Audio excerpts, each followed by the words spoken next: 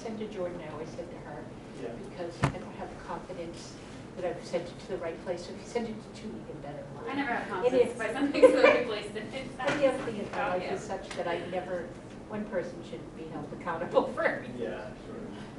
But I think she was in Florida one time. Yeah, yeah. Do you have a red blinking light? Got a red light. All right. So we will go ahead and call our meeting to order. Today is January 21st. It is 6:03 p.m. So Tiz, do you mind starting with roll call?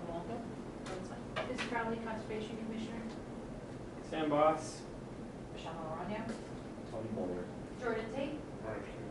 Jane Hoslow, Kathy Shaw. Joker. Thank you all for being here.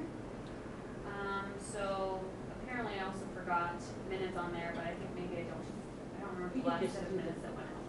Can we just wait till next? Yeah, we'll wait till next meeting. So roll call is done, public comment, and guest visitors.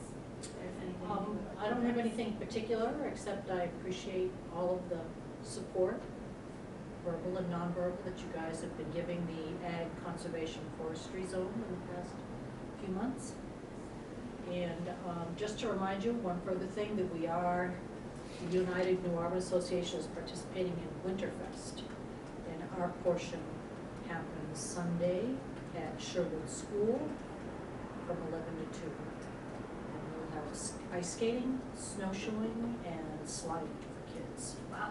Refreshments and fun. Fire pits, warming huts, porta potty, always important. Yes, You absolutely. guys do an awesome job. We have fun doing it. Awesome. And if you have not been, you have to go. And if you have kids, even big kids, sled.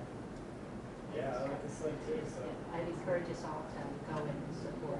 And I've got volunteers coming also as well to lead snowshoe hikes through the Sherwood Nature Trail. Great. So it'll be fabulous for that. Looks like it. Hopefully hold up, snow goes days. And I think if anyone here is interested on Winterfest activities, you can probably find a full set of events on the city's website. That's not something that we got around to participating in. Unfortunately, it's just, a lot of stuff happened. We missed our December meeting, but it's something that we can probably think about for next year on our strategic plan. So, yeah, we'll keep that kind of in the back burner. Any other public comment or? Okay, great. I have one. Yes. Council Walker may show up here, so if he does, I'd ask if we could extend the courtesy, because he may not realize that we put our comments on Sure. number one. If he comes in, if we could extend that courtesy to him, if not, I'll report whenever we get to upcoming events. Yep, I think we're flexible enough that we can accommodate that. Work completed. So again, this is a slightly updated agenda. I apologize for that. We have been talking about our annual speaker series, which, we had targeted Misfit Rehab for based on just conversations, and we were hoping sometime at the end of February, and I was able to reach out to Side by Each Brewing. That's something that they're on board with doing, that it works well with their business. There's no fee to do it. City of Auburn has already approved it for holding it off-site at a brewery, because it's not Conservation Commission business, it's just Conservation Commission hosted. That being said, unfortunately, Michelle did have a fire at her house, which burned her chicken barn. Jennifer, yes. Did I say her? Oh, her last name is Marsh. Yeah, I was totally blending the names. Jennifer from Misfit Rehab. Yeah, her chicken facility did burn, and so I've had a hard time getting in touch with her. Understandably, she's been busy trying to deal with that. But as long as she's up for it, we can still move forward with it since we have all the necessary approvals. And it would be something she just kind of posts. She already has presentation materials gathered together, because education outreach is something that she does on a somewhat regular basis. So hopefully that moves forward. I'm thinking end of February, beginning of March. Do we have so we don't have a specific date? We don't have a specific date, because I'm trying to coordinate with her on when would be best. But I like the idea of end of February, beginning of March, because it's kind of a slower time for everyone, and for her, baby season will kick in shortly afterwards. But I think even if it was any time in March, if that works better for her, we can be flexible. Jordan, can you say again her name? Jennifer, I can't. It's Marciani. Marciani, okay, Jennifer Marciani, and she is Misfits Rehab here in Auburn, wildlife rehabilitator. And I originally came across her because I had an injured animal this past summer, and I had never heard of her in Auburn. I had volunteered at a couple of other wildlife rehabs in southern Maine when I was in college, and so I just thought getting the word out about what she does, potential volunteering opportunities, because they run off of donations and grants, so I'm sure an extra set of hands, basically just helping the community recognize what she does, ways to become involved, things along those lines. And then I would kind of love if there could be, I mean, even as someone myself who's worked at a wildlife rehab, I get a little intimidated if I do see an animal on the side of the road. How exactly do you handle them? So I think it would be really funny if we could do like, what kind of kit should you keep in your car? Things like collapsible, like cat carriers are often recommended if you can't have a plastic animal crate. And if you could have like some kind of like stuffed animal and do like a demonstration on how to safely, maybe transport an animal to a wildlife rehab. But that would be up to her. But yeah, so Jennifer at Misfits Rehab in Auburn. Hopefully that's something that we can still move forward with. I love the place. I think it'll be very important though that we promote, and maybe even the time of day that we choose, Yes. that it is really a family-friendly place. Yes. In that they have great food, because if you hear brewery, and for those that are around, and they're all great, but for me, Side by Beach and Baxter have a different physical environment that is more conducive to families, not quite as dark. That's just their location. So one, I would want to be sure that it's that, and two, that we have a message, and then three, that we start putting, and I'd be glad to volunteer for this part, though if it's in March, if it's after 14th, it won't be around, to make sure we get a promotion cycle going and materials. I know they have to go through the city, although since we will be hosting it, co-hosting with others, maybe the others can make sure they get them in places rather than in case ours fall through. That's an area I particularly like to work with, because I like community participation. I love that idea. And Liz has created some graphics for us for our events in previous years. Yeah. So that's another thing that we could do to get the graphic out, and then like you said, working with our partners to maybe get them a little bit more advertised than we can do on our own. Thank you for reminding me, because he did say, Ben said, Wednesdays are generally the best day of the week for something like this. So you're not thinking about children being present unless you're talking about school vacation week? Well, it'd probably be an evening event, because Right, I that's why I also say work. you're Yeah, not, so. then not encouraging families to come, because that's a school night. Well, I wouldn't say that they're discouraging No, families, no, but it's just but up not to whatever. encouraging. Right. I mean, it would be open to anyone and everyone, but like you said, it depends on what families view as best for them. But it would definitely be something that everyone would be welcome to. Oh, yes, I just, it's, again, who do we want? What's our target audience, what's our expectation? We talk about the animals and stuff like that, we have, yeah, you're talking about, trying to encourage youth. Right. And, I'm not sure we're gonna get youth on a Wednesday night. I would like Sunday to work with high schools maybe, Yeah. or like getting stuff out in high school, because for me, I was someone who was interested in wildlife stuff in high school, and I had no clue about this kind of stuff. And I just joined some regular, volunteer program, which no shade to that, but if I had known there were opportunities like this to volunteer to fulfill my community service high school requirement, I might have done that. So I think definitely encouraging youth is important, but working with what's best for our vendor or our location and also the host. Hopefully we can get everything together on a day that works best for everyone and can attract as many people as possible. To further complicate things, I mean, I actually really hear what you're saying about the timing and trying to make it I'm not hearing families at all. really family friendly, and I also wonder if something closer in Auburn would just be more accessible for people who might not have cars, and I don't know what that place would be, but maybe we should think about multiple, another option. I mean, I know it sounds like you've already reached out to Side by Each, and there might be some other event that we could do there that would be nice, but. I mean, I think it's kind of getting down to the wire to change a location. We could host it here.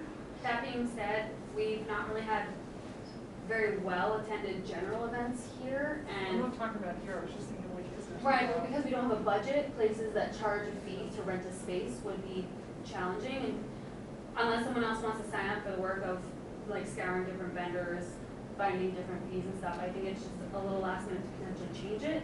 That being said, I think it would, we don't have to limit ourselves to doing this once a year. Right. So if we did have another event in mind that we wanted to sponsor and have it maybe be a little more family friendly in terms of timing and location, accessibility, I would totally be in favor for that.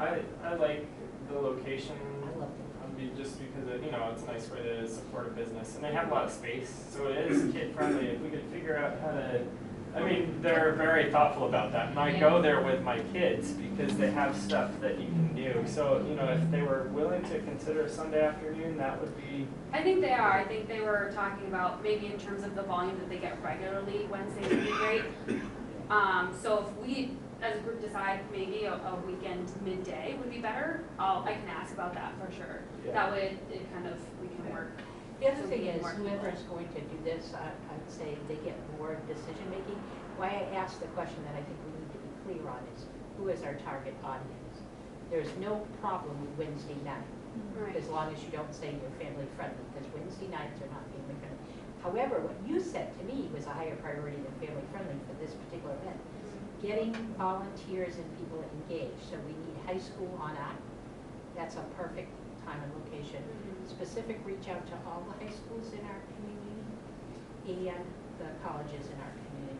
So maybe we don't make it family friendly. Yeah. That its purpose, and particularly where she's done the work, that we focus on that. But again, I think in my opinion, the failings of many of the things we see the city trying is we do not have a clear focus on who we're trying to target to get there. So if you're trying to target seniors, meaning over 70, you don't plan it at 5 o'clock at night in the winter. If you want workers, you don't plan it at 4 o'clock in the afternoon. And I see that problem being repeated through the community, so that's my awareness. And I appreciate you bringing up, because that's not, like, I've been kind of orchestrating this, and that's not really at the forefront of my mind, and Right. that kind of thing, since I don't have a family, so I don't Yeah. think about that. So I do appreciate the feedback, and that's really helpful, and I guess, So I'd go with Thinking about Wednesday night or timing. whatever night Yeah. the business wants, and quite frankly, I would hope they might pick their slowest night, because we would like to bring in new business. right.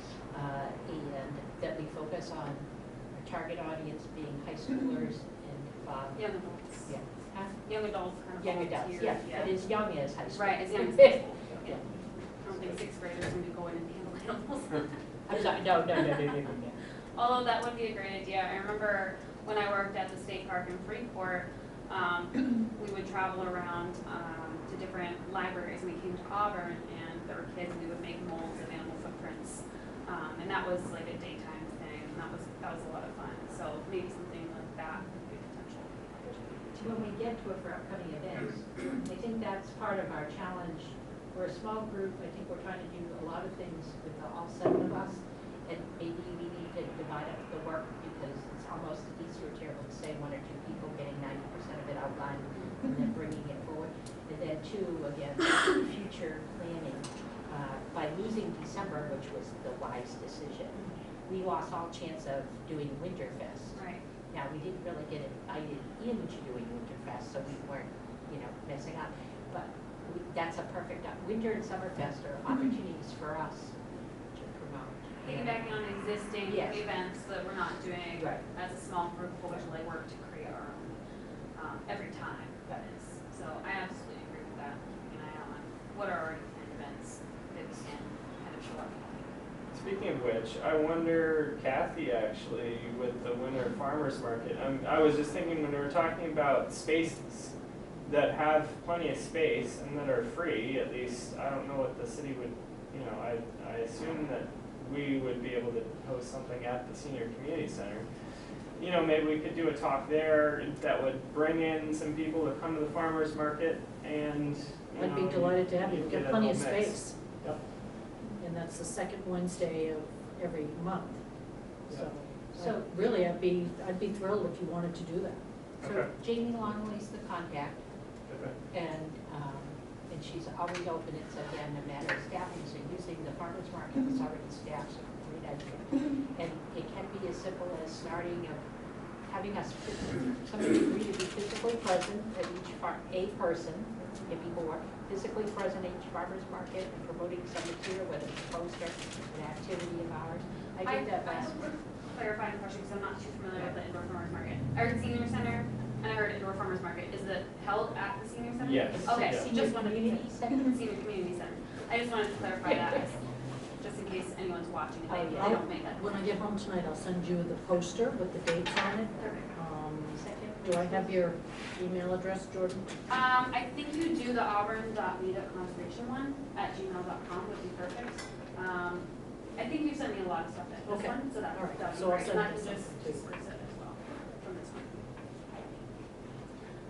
Thank you. Yeah, I think if, whether it be like a regular thing potentially, where maybe we can get some kind of promotional materials just about what we do, and then maybe using that venue to also do more specific talks and booths. That would be a great idea. Sam was there last month. I would say, oh, I'd do it, but I'm already there because I'm not knowing this. I volunteered for our little library for another month. So I was there last month and this month for the little library. But if we had a body, I'd be happy to work, because even just putting up a threefold poster. Right. What's the young man's name, the nice guy in the corner for Oh, soil?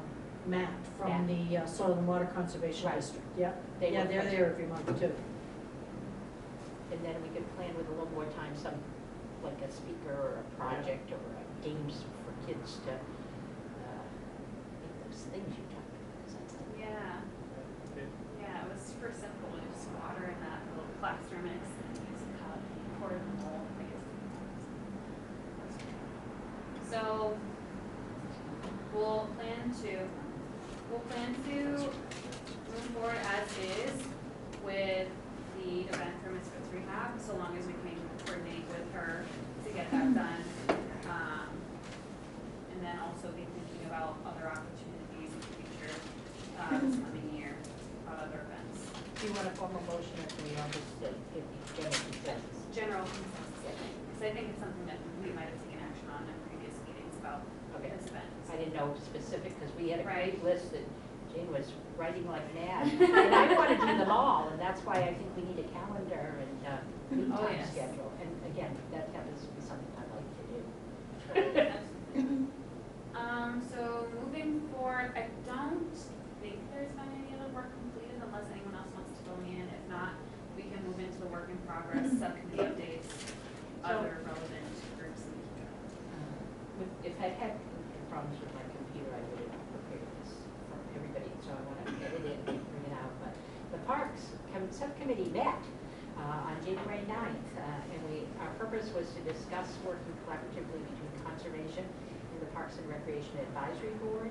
You'll remember the last meeting we held, Paula Curtis Everett and Susanna Roy, who are both members of the Parks and Recreation Advisory Board, came, and their interests were parks and work in parks, and so the three of us met, and they were reporting back to their board the next day, but there was agreement amongst the three of us that we would like to sort of revitalize parks work with a focus on parks. Exactly what our subcommittee's mission is, because there was some confusion of why Parks and Rec has it in their name when the Department of Recreation has nothing to do with parks. So we covered that. We discussed a number of questions that need to get Parks and Recreation minutes, especially the park audit, as it turns out they did a park audit, and of course we did a park audit. And we did all the parks, and I believe they did. That we would share the park subcommittee minutes with any both new members of parks, meaning Suzanne and Paula as examples. We begin to think about working collaboratively on parks as it relates to budget. They brought up, which was a good point, is the city will be looking to complete budget requests no later than March. So our committee should progress on that. I had a concern how the name got changed from Recreation Department to Recreation and Sports Tourism, because that's a city council action, so I was gonna go look it up. Is that name changes are all the city council authority. And we need to make sure that Parks and Recs have complete packets up on their website, because they only put agendas and no supplemental. With your permission, we are going to add Parks and Recreation members on the parks distribution list, these people. And we want to plan an event that we would invite city councilors to some kind of program, activity, or that on Auburn Parks. This will take some planning, so don't expect it in the next days. The Parks and Recreation Advisory Board members reported their next meeting the next day, and their board decided to hold off on doing any additional actions related to parks. It is my understanding, because it was a verbal report, that they're looking at some committee restructuring. I couldn't tell if that's their board or the city. I've heard that the city's. So I would recommend the action that we take is to continue our park subcommittee, invite these specific members, and open up to everybody. One last time, ask the city, but do it as one-on-one if we have to. So my action tonight that I'm looking for is direction to continue to revitalize our subcommittee, work specifically with these two members, and recruit members, and that tonight you specifically recognize these two members as members of our committee. I will plan to, from our side, to hold a meeting in February and early March, and then somebody will have to take over for April and May because I'm on the state. And we need to work on getting our forest board, because as a result of looking, forest board page is not up to date. That's parks.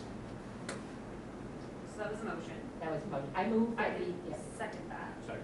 Now, what was your motion? What was the motion? So I move that we revitalize our subcommittee, specifically appointing Paula, Curtis, Everett, and Suzanne Roy to our parks subcommittee. And that as first steps, we'll plan some kind of program to invite city councilors related to parks. His motion, we had a competition for second. The second, okay. All in favor? I'll notify Suzanne and that. And if you have other people you know that are invited to parks for youth conservation commissioners, it has been our practice, but I guess we get going into it, that anybody invited and interested in parks, whether parks as a whole or a single project, was more than welcome to be part of the committee.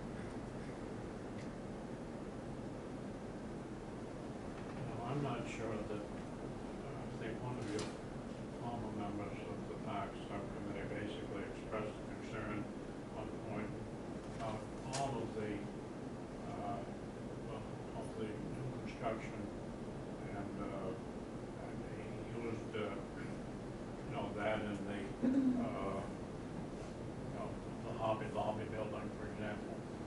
But you can think of a similar situation with new apartment buildings that are being constructed, but essentially the landscaping is almost zilch. And as I recall, we had a conversation there, and he indicated that, at least like Hobby Lobby anyway, I think the original layout just didn't agreed on certain things so that it wasn't a requirement. But yet some of these newer apartment buildings that the city has been working with, essentially, for example, the one in the library or whatever, there essentially was little or no thought of landscaping.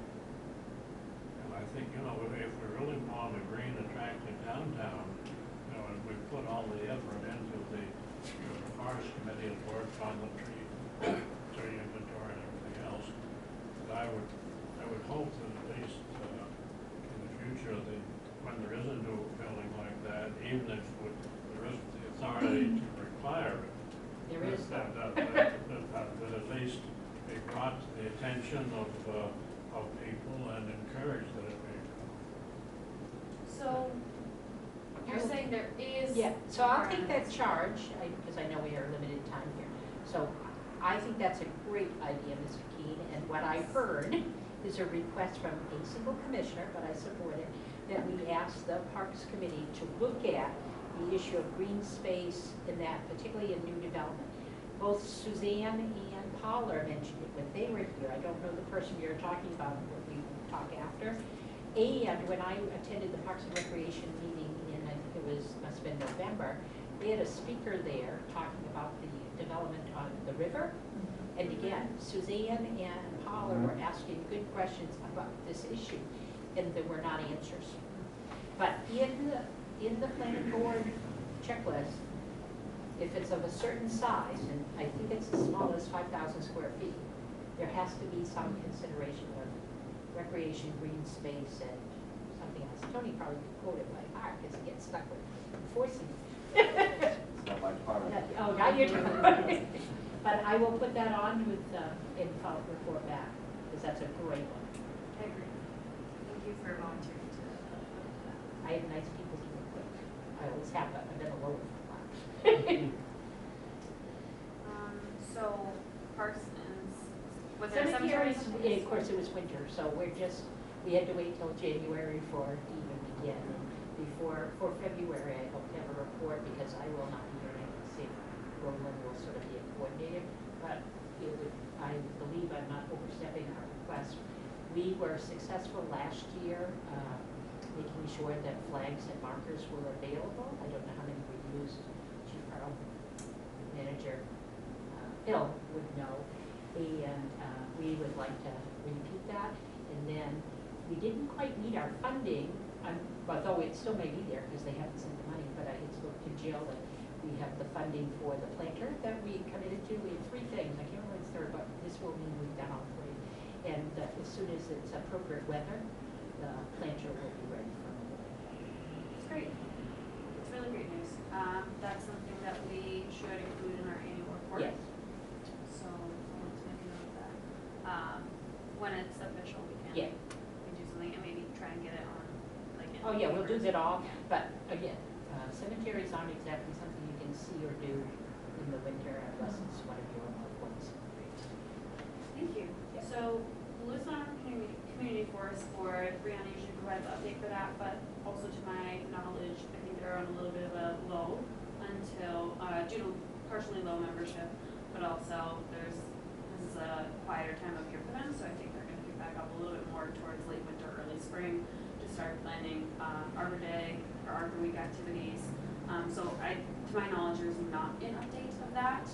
I could just provide, just because I'm next door neighbors with Dave Griswold, who's driven a lot of that work forward, and he's back now. He was away for 7 months, but he's back and ready to go and very eager and would be interested in coming to these meetings at times, I think. And I encouraged him to do that because I think he's got a really good perspective to share, and just building those partnerships whenever possible is good. So I'll just, I'm sure you guys are supportive of that based on the nod, so I'll just relay that to him. Absolutely.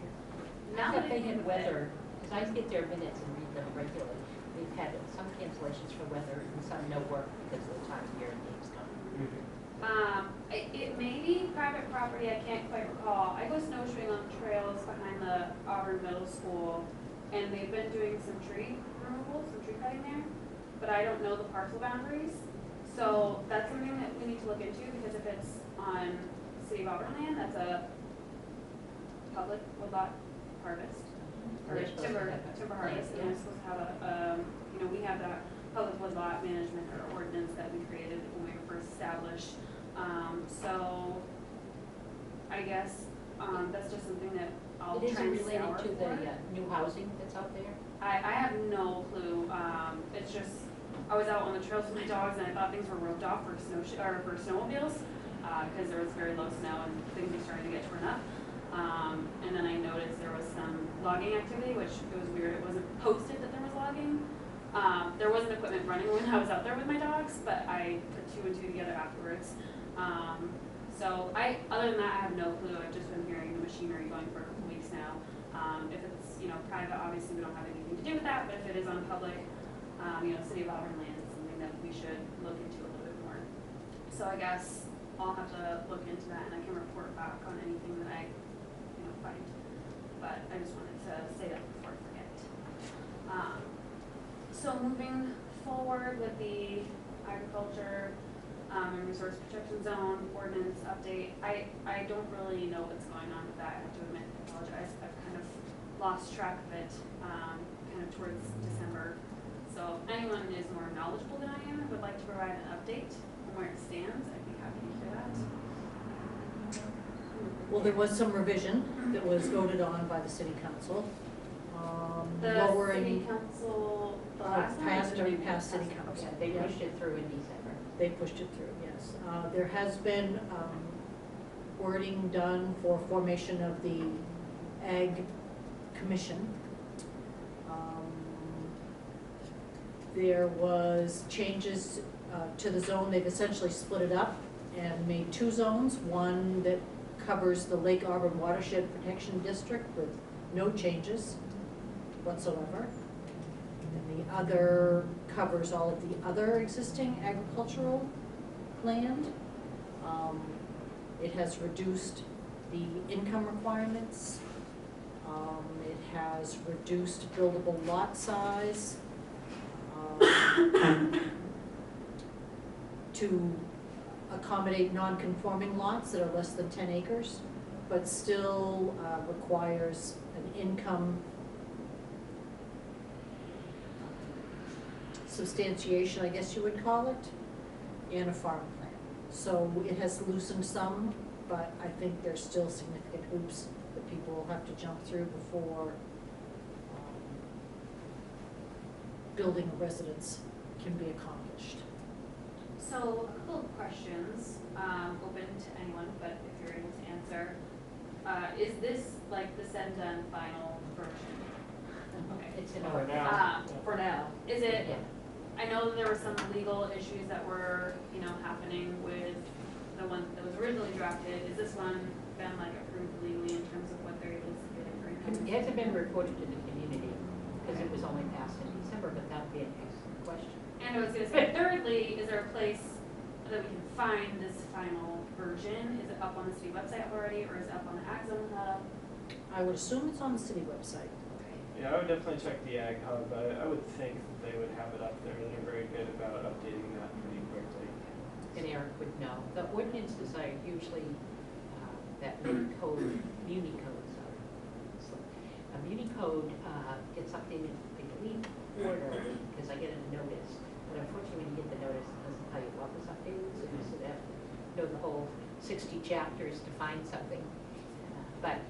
So if you don't find it in the ordinance, it's because it's not quarterly. The only other glaring omission in my mind is that I was pretty sure the language that we had asked to be included in that ordinance was that there was not to be any building on parcels of agricultural significance. Do you remember that, Morris? I don't know, I'm told that wording did not make it into the final ordinance. Meaning that any of our prime agricultural soils, we were hoping to protect those from future building, but evidently that was not included in the final draft. There's also been some language, as I recall, it on the so-called ag advisory committee, but some of it was maybe similar to what had been proposed, and some revisions that may not be revisions. I can try and find that for you and forward it to you so that you can forward it to everybody else. Apparently, if I understand it correctly, the proposed committee is going to be named by the city council. Is that correct? I haven't heard anything about that. I was told that we would be here right off, or we would be And notified. basically, it was like, everything, all the discussion going in was that it would be similar to planning board and conservation commission, and that there would be applications and volunteers and that sort of thing. But apparently that is not going to occur in that.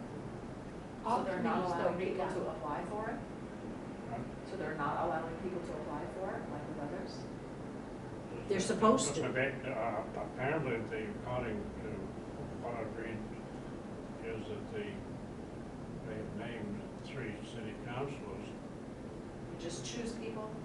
I believe that's the appointment committee. There are 3 people on the appointment Right. committee. But you still And they should have to apply vet, for it. they vet the applicants and make recommendations to the full city council, and then the city council can say, yes, we agree with this, or no, we're gonna vote against it. And that's a key provision. The appointment committee can make their recommendations, but that does not bind the city council to abide by them. My sense of the appointment committee's process, though, is that there isn't any real public information about what happens at those meetings. There are no minutes, there are no agendas. There Which I actually are think- minutes. There are. And written agendas, so I'd encourage all of you, I didn't mean to interrupt. No, I'm glad to be yeah, corrected. So, Yeah. and the only reason, so the appointment committee process, which was established more than 4 years ago, has never been reviewed since it was established. And there are some key elements in that appointment committee which we see in practice. The first line, I believe it is, says the mayor will appoint the 3 members of the city council. They're all city councilors, but the mayor chooses. And the history from that is a councilor saying that the mayor would not be political, the mayor's position. So we're not talking about our current mayor, we're talking about the position. Those 3 people, the process talks about all appointments. And the city of Auburn is not following this consistently. All appointment process have to go through this process of posting the openings, soliciting things. He's absolutely right. You don't have to take it. And the best example is the mayors, it specifically says including the mayors. But the mayor does not have to, any mayor does not have to accept the recommendations given. But the big problem is no one knows the information. It gets posted once. We get usually one alert because these are the openings. There's no consistent schedule of the appointment committee, but if you're on the distribution list, because I've been on since I was a counselor, I get the notice at least. It is on the city website. They do have a page. So you can see the agenda packet. The packet comes out 2 business days before. Included in the packet are all the applications. There are minutes, but they're really not helpful minutes. That may be the thing, because 90% of it's done in executive session. So if you go to a meeting, they're usually at 4:30 or 4 o'clock. They're held in this little room usually. If you're a candidate, you can come and speak. If you want to support somebody or oppose, we can come, as a resident. Then they close it off, go into executive session, take action, come out with the report. I've seen it not be given at the end. In other words, I've stood around waiting for results and been told you have to wait until the report goes to the city council. And I've been told. And what, for me, I agree with you on the whole, the issue of it, is I think it's got great bones in this process, but it needs to be reviewed. It needs to have some substance. As examples, they need to meet every month. You can cancel a meeting. When I served on it, and it continues to be this way, you get there, when are we going to meet next? Well, I can't meet Tuesday. We all know that problem. So, and there is a fixed schedule. So if you work it backward, for the city council to appoint somebody, they have to get a thing for, it has to be in the agenda packet. So that's a Monday. So it's the previous Wednesday is the drop dead. So that the appointing committee could meet the first Tuesday before the Monday. Their agenda has to be out in 2 days. So now we're the Friday before that. It has to be open for 30 days. So now we're the month. So as an example, I've been watching, because I'm no longer a water district trustee as of March 1st. I do not see how they can fill my position, even though we've talked about this, because the city council will not, if you do that date, you're not going to be able to do it the second meeting in February. So it means the first meeting or second meeting in March. I have a question for you, Tiz. You said something about you're on the distribution list and you get the full set of applications. No, I get the notice of the meeting. Notice of the meeting, okay. And then I go to the website. You go to the website, okay, because in terms of how it's applicable to Conservation Commission, one thing that I struggle with is like when Sam applied, I had no clue Sam was even interested or that he had applied. And when he was getting appointed, Rihanna knew, because I think she had, we had shared circles, but in terms of someone who was the chair, I had no way of knowing who applies, when they apply. So Which that's is, the and thing. that from a practical standpoint, I was Right. at a meeting when you were recruiting members Yeah, because you didn't know that there were other people who had already submitted their names. right, And I know of other people who've applied to the recycling committee, for example, who never heard back. Even after submitting their application, they never heard any kind of response, which I think is a really unfortunate way to treat people who are putting their names. Oh, I agree with you. And the process says they're supposed to get notified once the city council appoints, which in some people's opinions, mine being one, that's too late. They need to know as soon as the appointing committee has made their recommendation, because they can come forward to the city council directly as well. But yes, that And so if they're not getting a notice from the city clerk, which just says, thank you very much, they've selected somebody else, the city really needs to know that. If, yeah, but that whole process needs to really be looked at. I'd encourage you all to download it, send copies. So maybe that's something that we could, or, you know, that I as chair could request of the appointment committee is, I guess that would be the appropriate place to start at least, is to notify the commission when someone applies for one of our City clerk vacancies. would do that, because they all go to her. Okay. I'm just trying to think of, if you look for volunteers work versus paid staff. And that would be a good practice and courtesy to all committees. Right. Just like you said, I mean, I can, you know, when you and Rihanna were up for reappointment, I was able to submit a letter of, you know, recommendation that you be reappointed, so, it can be helpful to know when people are applying. So that kind of trailed off a little bit from the agriculture, resource. Just management zone. Michelle, I apologize if I misled you, because the only information I had was from the newspaper article. And essentially, the newspaper article basically conveyed the information that I applied to. So apparently there's some miscommunication somewhere in the chain.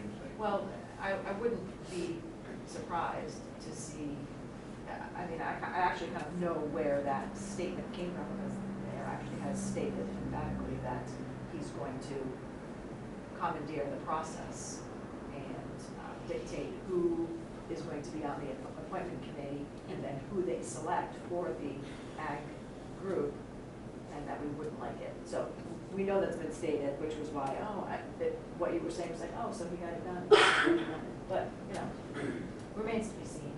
He did get part one done because it's his authority to appoint. Right. And he appointed, I understand he appointed Leroy Walker, this needs to be confirmed if I look at the website. Leroy Walker, Ryan Carrier, and Steve Mills. That's correct. So it'll be interesting to see who of us that do apply actually get denied the opportunity, and it will get allowed after that. Is But there, one thing I'd like to add on to what you were saying about what they voted on and what the changes that were made. We've also heard many times that this is really just a stepping stone, and that this is just an incremental change. This change is only an incremental change to the ag zone, that intentions of the intentions they have to change the ag zone. So we have, I think we do have to keep on our toes about it, because it's going to get slid probably sooner than later, additional changes. well, that's good information to have, so that it's on our radar. Does anyone know who the, I guess, pinpoint or contact person is I can ask about updates on the ag committee and where that stands? The roles, the language? Holly was on. We were initially included in that process and then kind of not went back. I would insist on being part of that process. Yeah, we wanted to be, and we were initially, and then it kind of moved on without us somehow. So I'd like to get back in, at least updates on what's happening with it. So I will contact Holly and see what I can get for updates on where the ag committee is, the post-ag committee, and how far along that is, if there's any way we can become involved again. So with that, that's where the AGRP update stands. As people find out more information, just email me at our conservation email, and I'll make sure to include anything I can in these regular updates. Moving forward with Ella Trails and Mount Appetite Group, those are not subcommittees of ours, but they're groups that we keep tabs on. Usually Rihanna provides the updates for that. I don't have any updates that I'm aware of. I am part of the Friends of Mount Appetite Group though. So if you want to become involved with that, you can request on Facebook to follow along. And then work in progress, our last item is the strategic plan. And I did get some feedback from TIS. I haven't gotten any written feedback from anyone, but we do have a working document on our Google Drive. So pull that up for everyone. So I basically just put everything that we had from our last meeting. I didn't personally make any changes or updates to it besides formatting. Thank you so much. Thank you for having me. So kind of taking what we had talked about and structuring a little bit, our mission statement, what our guiding values are, and then short-term and long-term goals. And then I thought it would be really great to have a glossary of ordinance references things, section at the bottom for all of our acronyms that we use, where people can find, you know, links to different ordinances and whatnot. So Tiz, you provided. Yeah, all I did for what I sent you, I started on my own, but I didn't finish it, is I took this and put it into a Word document and did either the autocorrects that were mentioned, you know how when you get the little blue thing, took care of all those, and then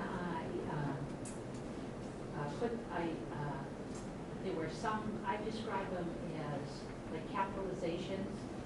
When you're referring to Conservation Commission, meaning us, those should be capitals, and some words I weren't. But again, it always pays to have somebody else look at it after everybody's done all the work. So I was appreciative that was done. Those are the things, a couple punctuations. Nothing else has changed. I did it because how could I submit changes unless I had it in a Word document? So I'm only halfway through, but I assumed that we either would have lots to discuss tonight or none, and if we had lots, I didn't have to worry about not being finished. And if we had none, I would encourage people to take the document and put it in, because it's a lot easier to talk about meshing them together. That's another thing that Jordan and you do well, of taking the 20 choices and lighting them up. Because I thought I like the layout and all of that. And I just wanted to go looking at other conservation commissions' strategic plans. So that's a good kind of. So that was I have a comment, but I don't know when you want comments on it. Oh, now. Yeah. Yeah, we're back. So, I am not crazy about this definition of conservation. And I actually went to my trusty little online dictionary, and I got a couple of other ones. So I just, you know, I don't know if I should share those with you now, or if I should like write it in. Since you're a newer member, this is a definition that we collectively, the commission, created back in 2015, 2016 as we were getting started, and is actually included in our ordinance update. So it's a more formal, kind of final definition that we have. If it's something that we want to change, we're also evaluating, since our ordinance update was never acted on by city council, we could, at this time, if we feel like our definition is outdated, it's something that we can change. I know we spent several months getting to this definition, and it's not something I want to make sure that it's something that we feel is reflective of what we do, but I don't want it to be a definition that changes with every kind of cycle of commission. So I just want to be leery about changing it too much every time we reflect on this. So that being said, I think now would be an appropriate time if we want to discuss that, and if you wanted to share. I mean, I think what puzzled me, and I completely get, like, this is really annoying when somebody new comes on the committee, is like, oh no. So, you know, like, okay. So, you know, like, these are just like from the New Oxford Dictionary and Webster. Prevention of wasteful use of a resource, preservation, protection, or restoration of the natural environment. I was surprised that you guys included seeking their highest economic and social benefits. That actually shocks me. Wow. Because I thought that the Conservation Commission was supposed to be about protecting the natural environment. And like, so if I was thinking about, like, the planning board is real, and lots of people in city council are charged with thinking about the economic development of the community and what's best for the humans in the community.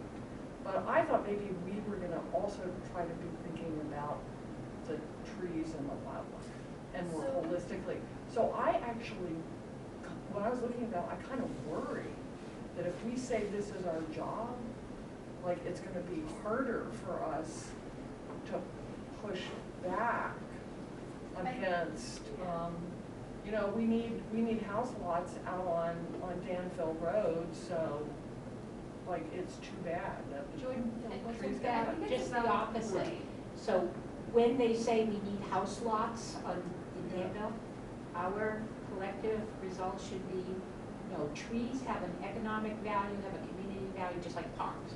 So I Yeah. speak for, so, Okay, I see what I you're would say saying. something, verbiage that we've used frequently in the last year, especially after this whole agricultural resource protection zone thing, is similar to what we originally wanted. I think we're kind of thinking along the lines of sustainable utilization of these resources for various uses and understanding people's connection to nature and the fact that it's all tied together, I think is what we were trying to do when we originally created this definition, is not think about it in terms of protecting nature against people and having Right, it be separate, but to try and integrate people and our natural resources together. So at the time when we made this, we weren't using the phrase sustainable utilization of natural resources, but Maurice has really kind of, I guess, coined that term in the last year.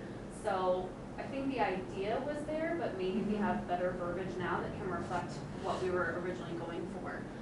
Right. I think as I what- recall, excuse me, as I recall that, I think at the outset, and it pretty much went through, basically, the term constructive utilization was incorporated both in concept and in what we do, because basically, and if actually, a couple notes I had, basically, we use the word conservation and preservation, but essentially, most people on the street, who can tell you the difference between the two? Right. And basically, conservation, basically the definition that I got on Google tonight, basically, is that you ensure that the resource is used wisely.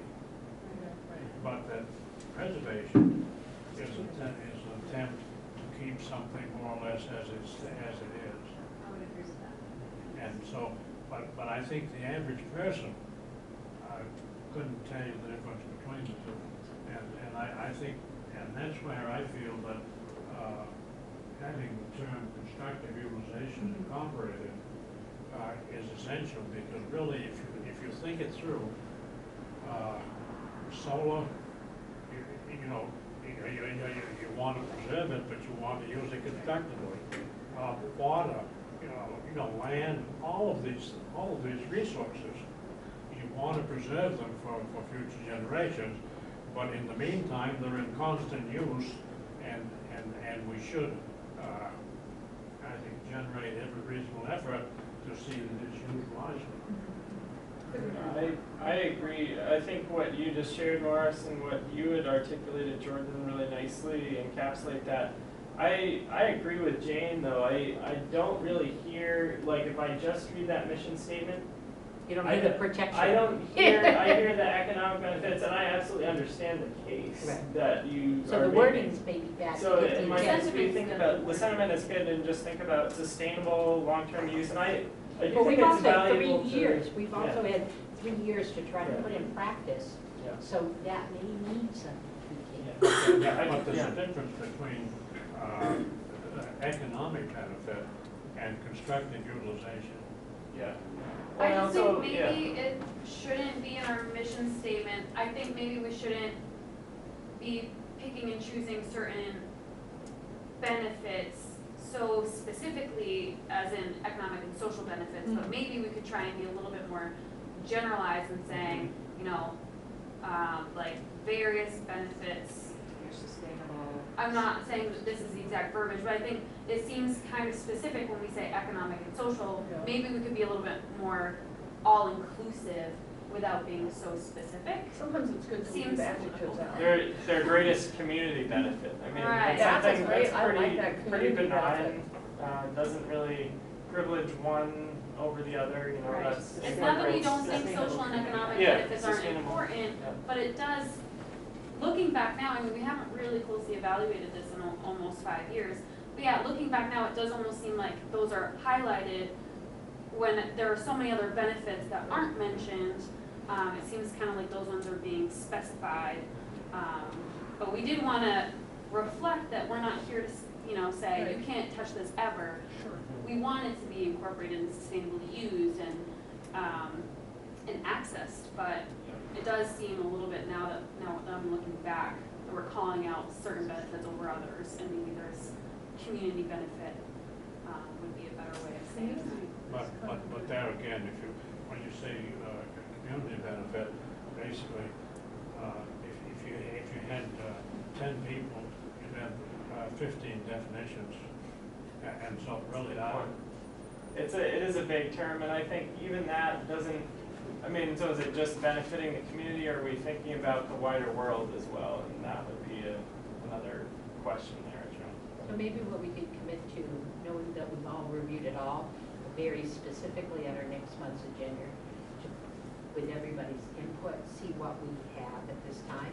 And then for newer people, you can go back, because remember, our meetings are recorded, so you can see that mess, and maybe it's in our minutes.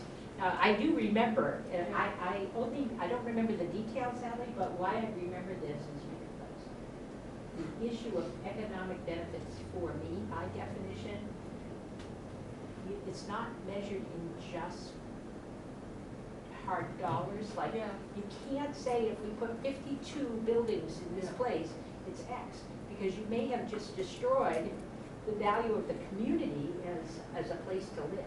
And so for me, that economics had nothing to do with that way, it had to do with defending. And what we I like that point, but I also, Right. now that, Maurice brings up that point, it's like, well, how would the general public interpret economic benefit? I think It wrongly. could be, I was gonna say, it could be detrimental, Yeah. or interpreted, not detrimental, but interpreted in a way that we don't necessarily meant it to be defined, so. And having somebody new like Jane read it triggered all that, which is really So, helpful. and so I've got a handout. Yeah, Can I good. pass this Yes. around? Yes. It has the two definitions. I'm a teacher. And then I went and I found this Maine Manual for Conservation Commissions, which I just started reading. And it's, what is a conservation commission? There are as many answers to this question as there are towns, cities, and plantations in Maine. So that's helpful. Yeah. Here. Thank you for preparing this handout. Thank you. Jane, would you just send it electronically so we'll get it now? Yeah. I can-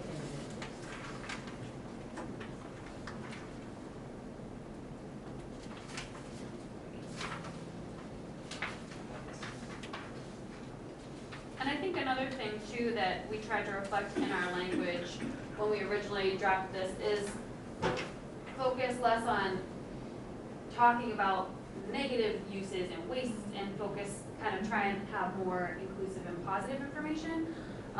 So that's another thing to keep in mind moving forward, is we don't want to come across as like, no you can't, but here's how we need for it to be. But also, most of this discussion was based on natural resources. And essentially, at that point, we then defined what are our natural resources. And I think we need to think of language that relates to those natural resources that we've identified. And that's where I hate to sound like basically a carbon copy machine, but essentially, that's where we, at least we discussed, and I support it, the constructive utilization. Because we're talking about those four natural resources. I think that's where we have to do the adding, and if we're gonna use a term like constructive, whatever, we define it later on, we can use it, but that's that definition section that would be helpful, so that everybody's reading it with the same. But, Right. Same definition. when we get into, social benefit, or when we get into community benefit or that sort of thing, I think we're trying to define what some of those things are, but really what we should be doing, I feel, basically, is relating to those four natural resources as a foundation. One thing I want to avoid is, I remember in our discussions about the ag zone ordinance, they had like a half-page definition for a farmer. Yeah. And I don't want Right. to venture down that, path, and I think that's something that we can all agree on. And But I want it to be something that can be flexible for future interpretations and interpretations of other commissions, other, generations of the public, but also to be specific enough that, when they interpret economic, we're not being too precise, but we're not being too vague. So I think that's something to really keep in mind about when we add things into our glossary, is just like, what's the happy medium Right. between too general and too specific? Because I don't want to come up with a half-page long definition of Yeah, and conservation. how are we using it And too? I I think mean, that- I think that's a good question is, how many people are digging on the city website to find the strategic plan of the Conservation It's Commission? mostly for us, maybe. It's mostly for us, and so I think something that we can use, but also something that if we were at the Winterfest and had a booth, we could communicate that in an easy elevator pitch without having to get into the nuances of what do we mean by community and what do we mean by utilization, just something that can be pretty straightforward, I think would be the goal. Obviously, that's I think what we're all shooting for, but When I Yeah, look at simplicity the is- guiding values here are great. I mean, you could play around with like the order that they're in, but just Right. for the person on the street, like these 2 and 3, like that's just straightforward and it's really good. Education, advocacy, advisory, connecting residents of Auburn with nature. That, at a basic level, that seems pretty straightforward And and meaningful. I do like the guiding value section as a way of supplementing all the different interpretations that could be from our definition and our mission statement. So using that as like hey, this is what the, definition says, but this is kind of the way we apply it in our guiding values. But you're talking about the, a half-page definition. And I mean this in the form of information and not criticism. But essentially, that is what occurs when the planning boards and councils, which don't know a damn thing of what they're talking about, really get into all of what is, because basically that was not the definition that was originally in the zoning ordinance. Basically, the original ones were roughly one sentence long. Right. Period. And I think, but there again, good intentions, every planning board, every council, best intentions in the world, but didn't know what they're talking about. I apologize, but we gotta be honest. No, I didn't, the more we talk, of course, the more the pieces come back to those of us who are part of that discussion. Because I remember that concept coming through. I also remember, because Jamie used the word natural resources, and I was trying to quickly go through this and couldn't find it. I think what I recall in that beginning too, conservation is not limited to just the natural resources.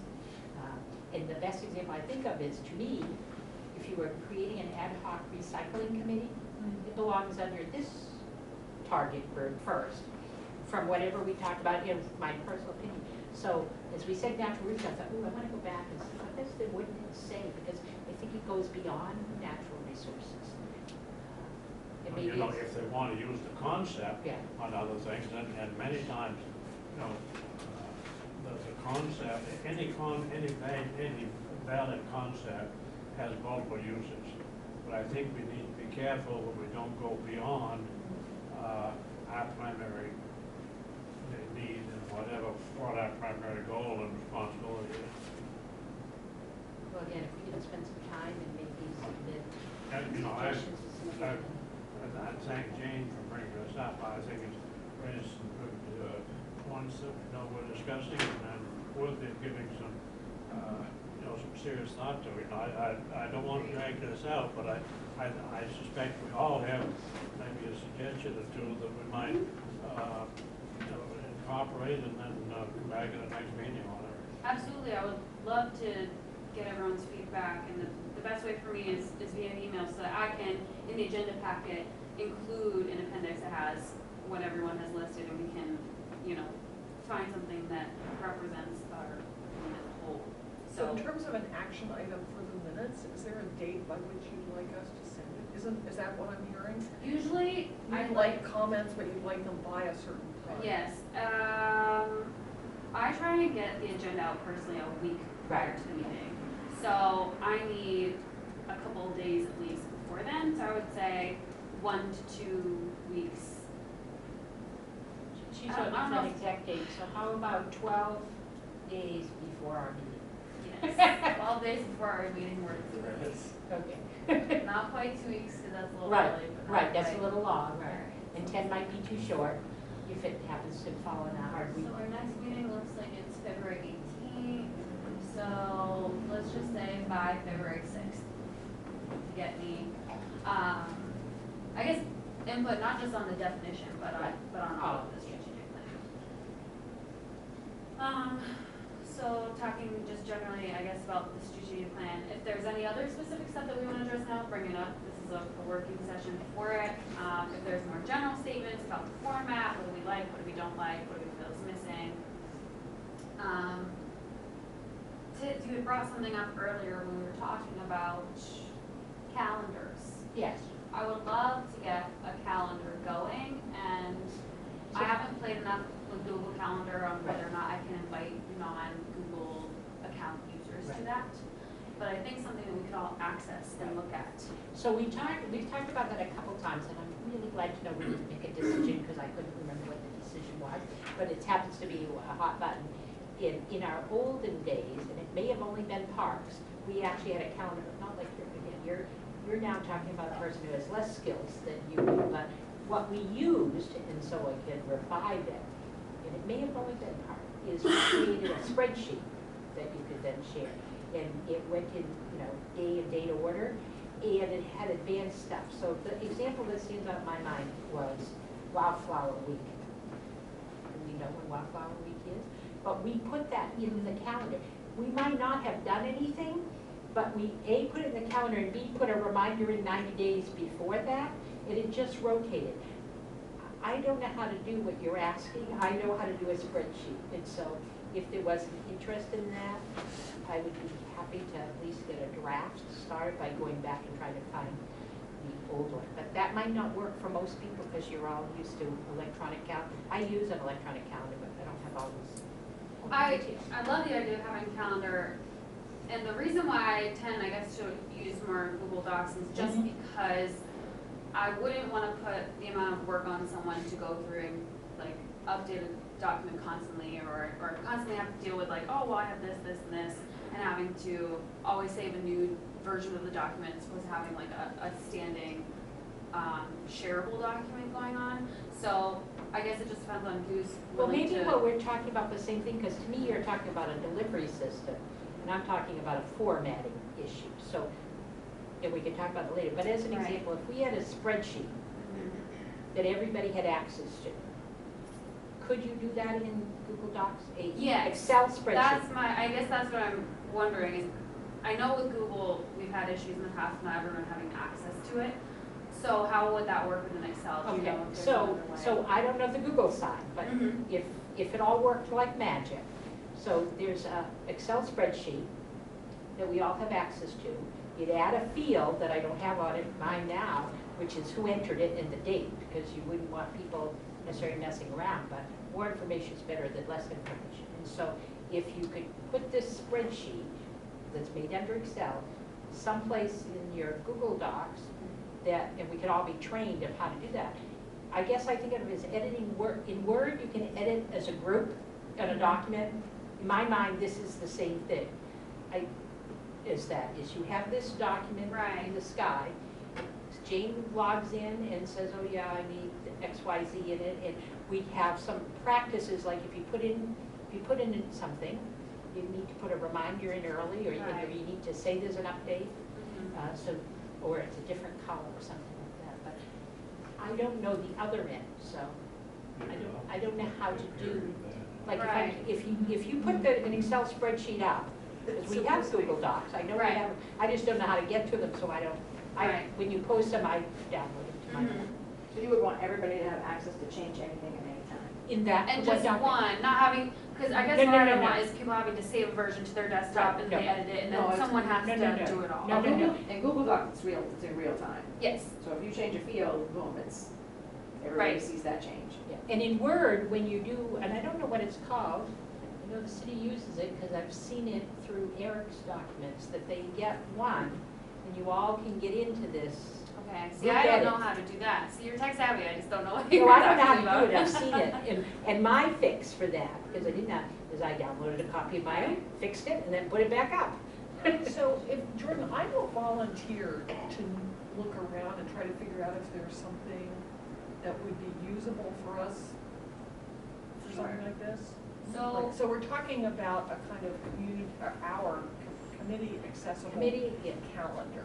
Yeah, and that, in when we had it before, I apologize for not remembering if it was parks and or conservation, only the people who were, it was our work. So either only conservation commissioners and parks people had access, it wasn't a Just public. invite. I'm gonna just send a test right now to see if I can get this going. I don't have People to right now. actually keep up with that, this? Well, there were two, and that's what makes me think maybe it was just Bob and I, but it was, I mean, meaning it was just parks. One is, there's no quote keeping up, if it's a single document we all have access to, right? Then, let's say you're just busy, or don't have a particular interest in, like you only care about rocks. Well, how often are rocks gonna come up in the schedule? Yeah. Where, I happen to like every special day there is.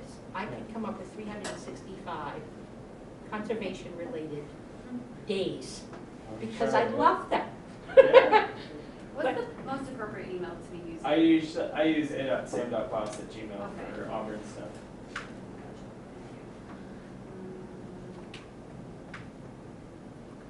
It was something or other that happened a few months back that just Yeah. make notes. Well, again, if a forward request comes in, you really want it in a segregated place. Okay. So I'm not sure if this is something that we can edit, but it should send something to your account, so this is not all day. Hey, do you get a mouse pad?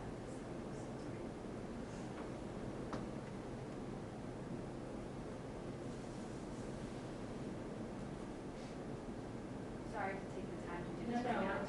For me, it's an experiment. It might, if I'm the kind of person, if I don't do something right away, it doesn't get done until it weeks later, so.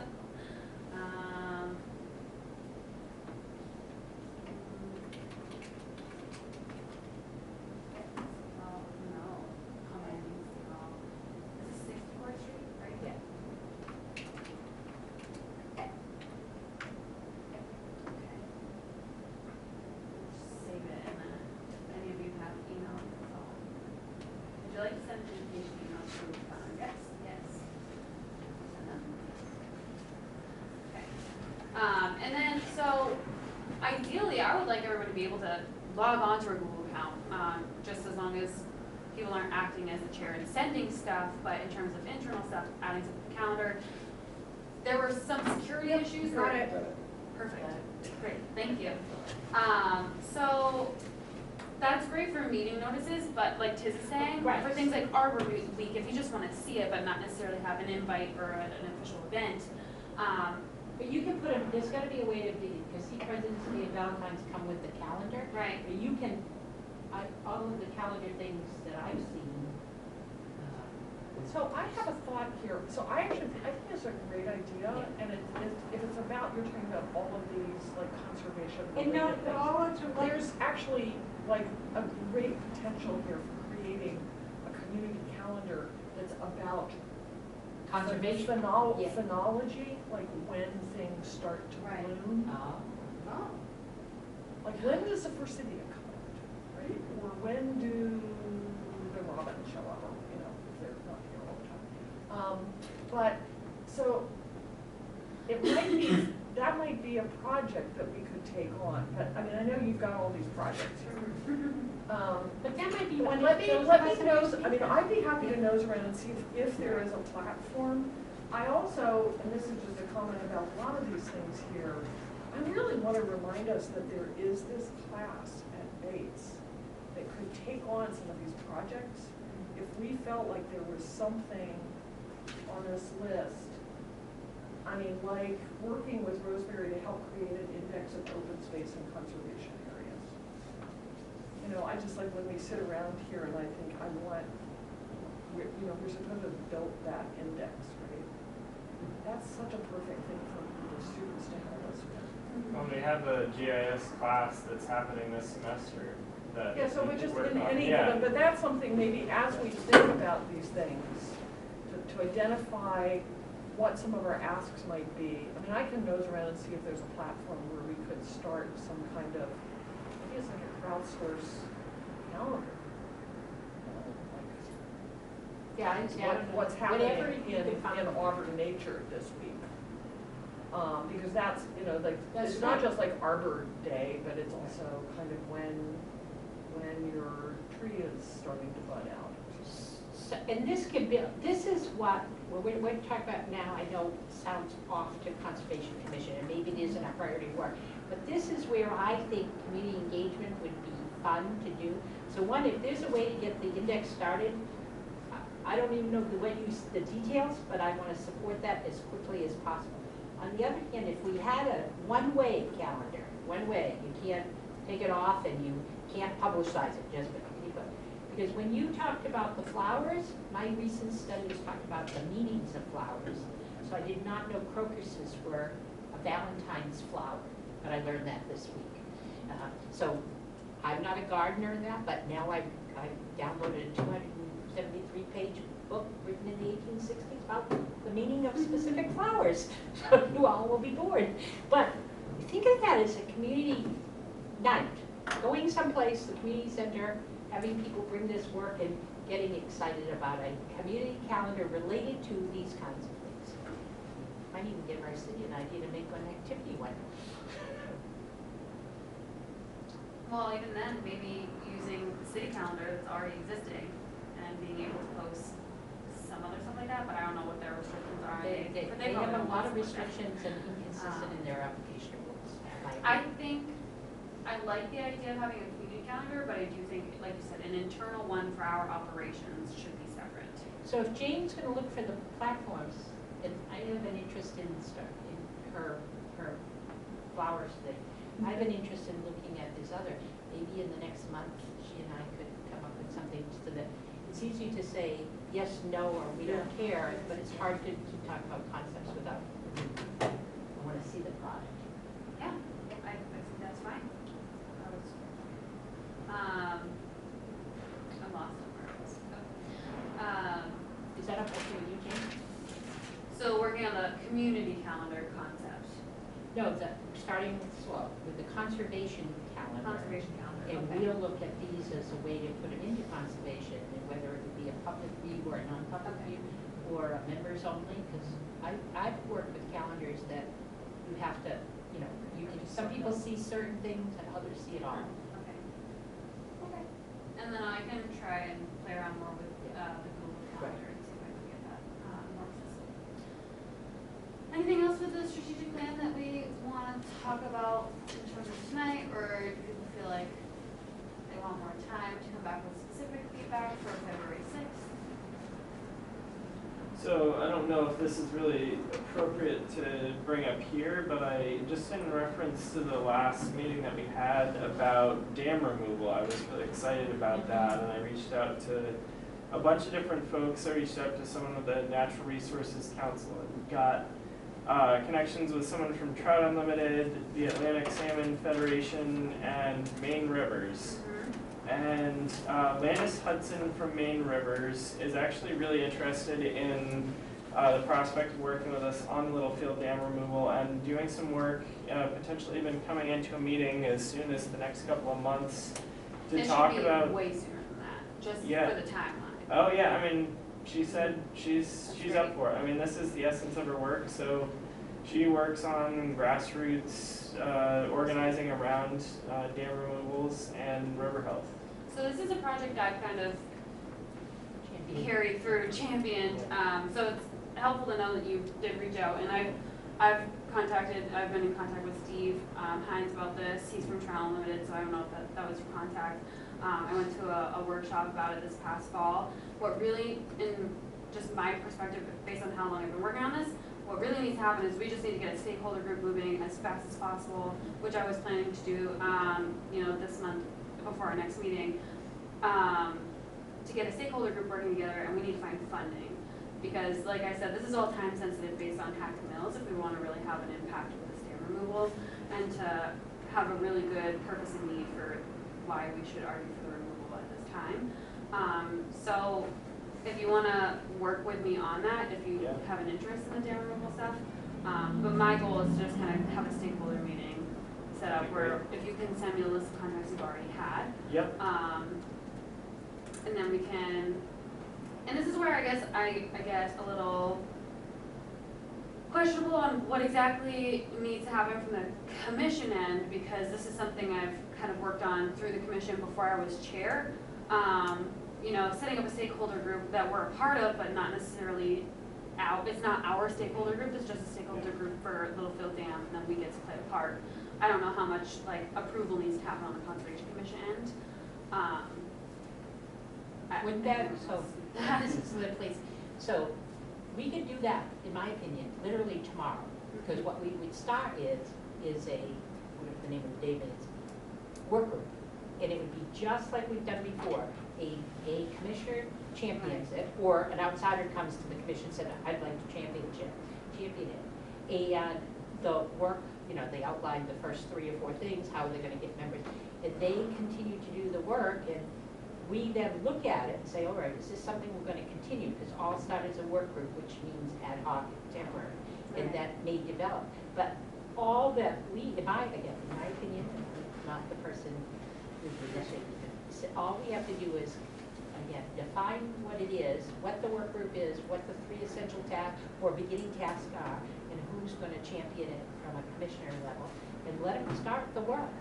Does it have to be a work group though? I guess this is what I also want to. A work group doesn't mean a person. It doesn't mean multiple. A work group can be a person. Right, and I get that, but this is actually something I've wanted to touch on for a little while now is, when is it necessary to do a work group versus just authorizing someone to kind of champion something? And that was kind of, you know, driven by all these different work groups that we want to have, and I think they're all great things that we should focus on, but I guess I've gotten a little lost on, I thought work groups were kind of trial basis for standing committees. It could be for any. Right, so I guess what is the difference between one person right. working on something versus and a work group of establishing one. a work group? Right, of Right, one. because if it's not really a conservation group, I just wanted to get the ball rolling since it was kind of in our court to begin with, but not really have it be a commission driven So are you talking, project. aren't you then talking about a liaison? Yes, I So guess that's that's kind of the- what I was right. thinking. So then you wouldn't, so the Right. liaison doesn't do anything but report. They can participate on that side, Right, and they on can our side, participate on you're that reporting, side. which is what we've done with trails. Mm-hmm. It used to be Ben, I just don't know who it is now, but it was Ben Low, and what was the other one that was up there? Trails and, Mount Appetite. Mount Appetite. And now Mount Appetite has, at least what I've read, has done a lot of stuff that does relate to conservation, and it hasn't come Right. up here because we don't have that liaison.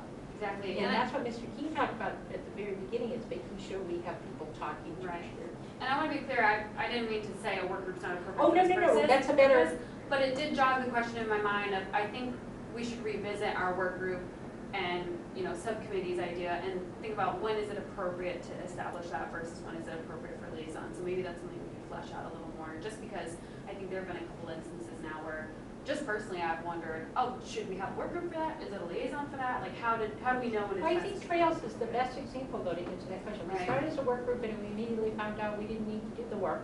And Right, Ben was gonna be the liaison, so I guess our work group went away, but right. Ben was the liaison, so.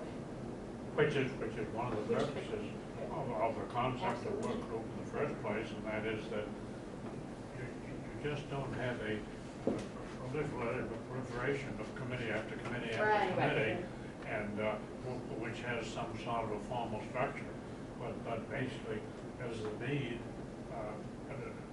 address that particular need, and then, you know, just like the trails, it might morph into something else, or it might be morph into something we did internally, but basically it addresses the situation and creates a better end product than it was when it was started.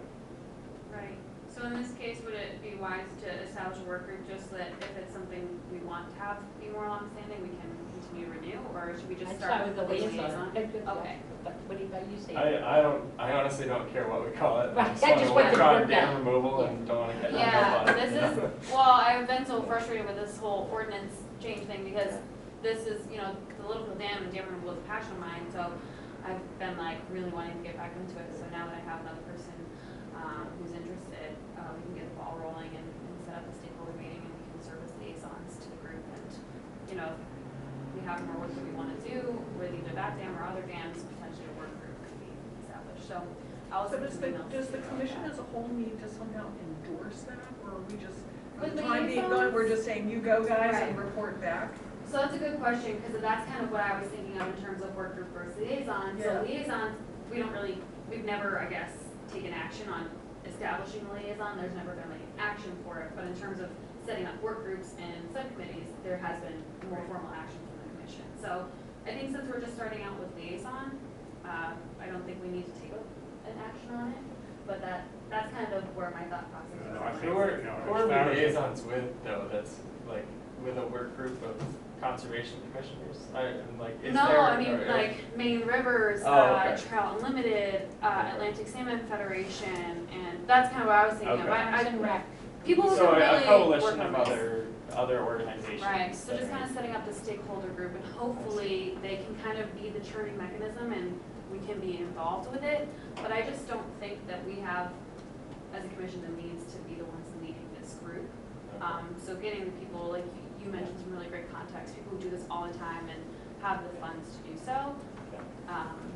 Yeah, because I started to look at funding that was out there, but it looked like most of the successful efforts, like I did some research on the dam removal up in Veazey, which was where I went to high school.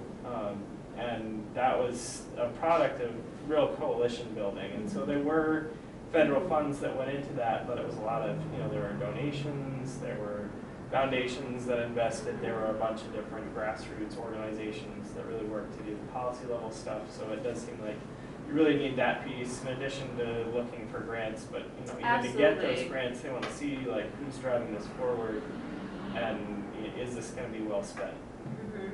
And we, I don't think, have the means to do multiple grant management tracking Yeah. systems and tracking matching sources. I don't think we have the capability to do that. So that's why I just kind of want to get the ball rolling with the real like big hitters who do this all the time and figure out some kind of like who can this happen with. Because when I was at that conference I was talking about, or this workshop in late fall, they're saying that when it comes to the Little Androscoggin watershed and the Androscoggin watershed, there's kind of a lack of designated, like who's gonna take charge of this. It's a little bit more clear when you get into kind of like the Farmington area, especially with Penobscot River, there's kind of a more obvious like leadership. But in our area, when it comes to dam relicensings and dam removals, it's kind of like no one's. Yeah. We're all kind of interested, but there's not really been a clear leader in it. So I think that's why it's going to be important to get this everyone at the table first, and if we can continue, the Conservation Commission kind of nudge that along by showing our support, and especially if it's in Auburn, they have a regular contact, maybe they'll feel more comfortable stepping up and taking charge of that, Yeah. since we can be a regular presence. Absolutely, and I would just add that there is a group that already brings together some of the stakeholders on the Androscoggin, but more related to the health of the river, the main stem of the Androscoggin. So Peter Rubin, some of you might know, I would imagine you've connected with him at some point, Jane, but he's from Grow LA and had a meeting a month ago, I would say, that was talking about elevating the classification on the Androscoggin main stem from a He class was C at that to a class conference, B. yeah. Yeah, and so he's a really good person who has done a lot of that organizing work that we could connect with. I don't think dam removal has been on his radar quite as much, but I think, Eric Cousins is also within that network and has been interested. I know you've connected with him about the dam removal stuff. So, there is energy that's out there that we could move on. I think. Well, going back to the comment on liaison versus work group, that sort of thing, it almost occurs to me that very logically, the liaison is be an appointment by the chair, or naming by the chair or something, you know, with the, with the concurrence of the conservation commission, and essentially then that work group essentially would be, you know, something sort of in between liaison and excuse me, and a subcommittee or a committee, and essentially a work group basically could be a single person, and then add others in the community that might have an interest in that particular area, but more or less on an informal basis that is focusing on a common thread or a common interest. And then if it blossoms up into a committee, fine. If not, if similar to trails, there seems to be developing better option, we can go that route. That gives that flexibility, and because you don't have all the constraints of the formal structure of the committee. Sounds good. I just want you to know that thing that you all got on your calendar, I got an email. So I get the notices that direction. I don't know how to do it yet. That's what, Just that's in case. what we got. Oh, you got an We email? got emails. Oh, okay. It's Oh, basically an email to invite you to the calendar, kind of, right? So, I said yeah, yes. so if you accept that, you might be able to. I did accept it, so you guys will see what, okay, I Perfect. didn't know that part. I thought you literally were putting it on their calendar. Oh, Because no. my sister does that. We don't have the same calendar system, and she'll put appointments in my calendar and just say yes or no, but they appear in my calendar. Oh, okay, But so it saves it to, Yeah. through personal. So that does work then. So that at works least for you, for your stuff to come out with. Right. Works for me. For internal stuff, that's great. Thank you for letting me. No problem. So we'll get together on the dam stuff. Yeah, The great. liaisons for that, and we can provide another update. I'll also share with you do you have the docket number yet for Hackett Mills? I don't really know many of the details. I was kind of in the dark as I was You calling can people. dive Yeah. into the whole Yeah. world of dam licensing, the dam removals, and I have 2,000 emails from FERC sitting in my inbox from I man. subscribe to Wow. the docket number for Lower Barker, Upper Barker, and now Hackett Mills, and I just like have a flood of FERC Yeah, documents. well, that's great. I do not have any of that expertise, so I was kind of like, I think it's Littlefield Well, Dam. I've You heard about the can Barker Dam. that one actually doesn't have a docket number because it's not a hydropower facility, so only regulated hydropower facilities have docket numbers. And that's part of the problem, is it's not regulated, so no one's in charge of maintaining it, and it's just kind of deteriorating. So just to clarify, the Littlefield Dam has breached, right? That Yeah, one is that's no the one that we longer- wanna take out. Yeah. And it's important in context of the Hackett Mills Dam, which is upstream as you're crossing like 119, or as you're on 121 where 119 splits off, right in Mechanic Falls. Hackett Okay, Mills is sure. on the left there. I see. It's about 4 river miles upstream from Littlefield, and that just started its relicensing process this year. Its license expires in 2024. In order for NOAA to prescribe upstream fish passage for, well, I mean for all fish, but in particular in regards to Atlantic salmon, Littlefield Dam has to be taken out because that's an existing barrier for upstream passage. So they would have no legal standing to say, put upstream in. So the draft license application, if they're gonna go in an ILP process, has to be submitted within like 2 years. So I think that's like 2022, like 2 years out. So it has to, we kind of have to get it going as soon as possible to get it removed so that by the time the draft application goes in, NOAA can then move forward with that legal process of prescribing upstream fish passage. Okay. So. All right. Well, that's good to know. Yeah, so the Hackett Mills Dam is the one I'll give you the FERC docket to, and that will give you any update on like anyone else who, submits commentary on any kind of action that they're taking for their licensing, but it also does have like safety inspections and stuff, so I can share that with Okay. you. But it has Great. nothing to do with Littlefield, it's just Yeah. Littlefield has important context for the Hackett Mills licensing. Sorry, I just got really nerdy. No, it That's sounds great. Well, no, it's very helpful to Okay. understand that context because like I said, I was talking to people and I'm not real clear on the details. So. Yeah, I'm more than happy to share that with you. Okay, so where's my agenda? Lost track. Are we comfortable with strategic plan? Okay. New business, we're gonna postpone logos, because Sabrina's Okay. kind of championing that. Upcoming events, we already talked about Winterfest. Again, this is old, we ran out of time to talk about Winterfest, that is upcoming. We've already talked about our potential, annual speaker event at the end of February, if we can get that moving. Any other upcoming events? Well, we talked about others, and I know since we're using our December, we have our January minutes, or, I mean, our minute we talked about these events. Was that November? I actually think I have November minutes attached here. I don't know why I didn't think I did. Yeah, so we can vote to approve these tonight, or making changes. I'm sorry? Right, I guess I missed that, because I was using the January. Oh, I forgot to put it on the agenda for. Right, so I didn't go looking at it, but But they were attached in the packet. What I was going to look for, why I was going to look for them, is because Jane was doodling and she took all these notes on everything we were, I mean, we did discuss about 20 events and activities. Oh, And I yeah, just wondered- and I've got all. Right, I knew that, because I watched you, and all I think is, as we talk, I just worry that if we skip over upcoming events and say, oh, we've done it, that's our problem, that we've done it is, we've done one, and we talked about 20. I'm not saying we have to do 20, but if we could take the list Jake put in the agenda, in our minutes at next month's meeting, rank them in priorities, so that we might, again, get different people. List the events that we talked about in our agenda for next month, so we can come prepared to rank them. And rank them. Oh, well, Okay, is our put them homework. in That's as an homework assignment action number 2. item. Yeah, action item is that we get the list and we rank them how we feel about them. And I would think might be helpful if you rank something high, are you willing to do some work on that? Right. Because it's real easy to say, oh, I really love this, and not. Right. And that may help us spread more community activity.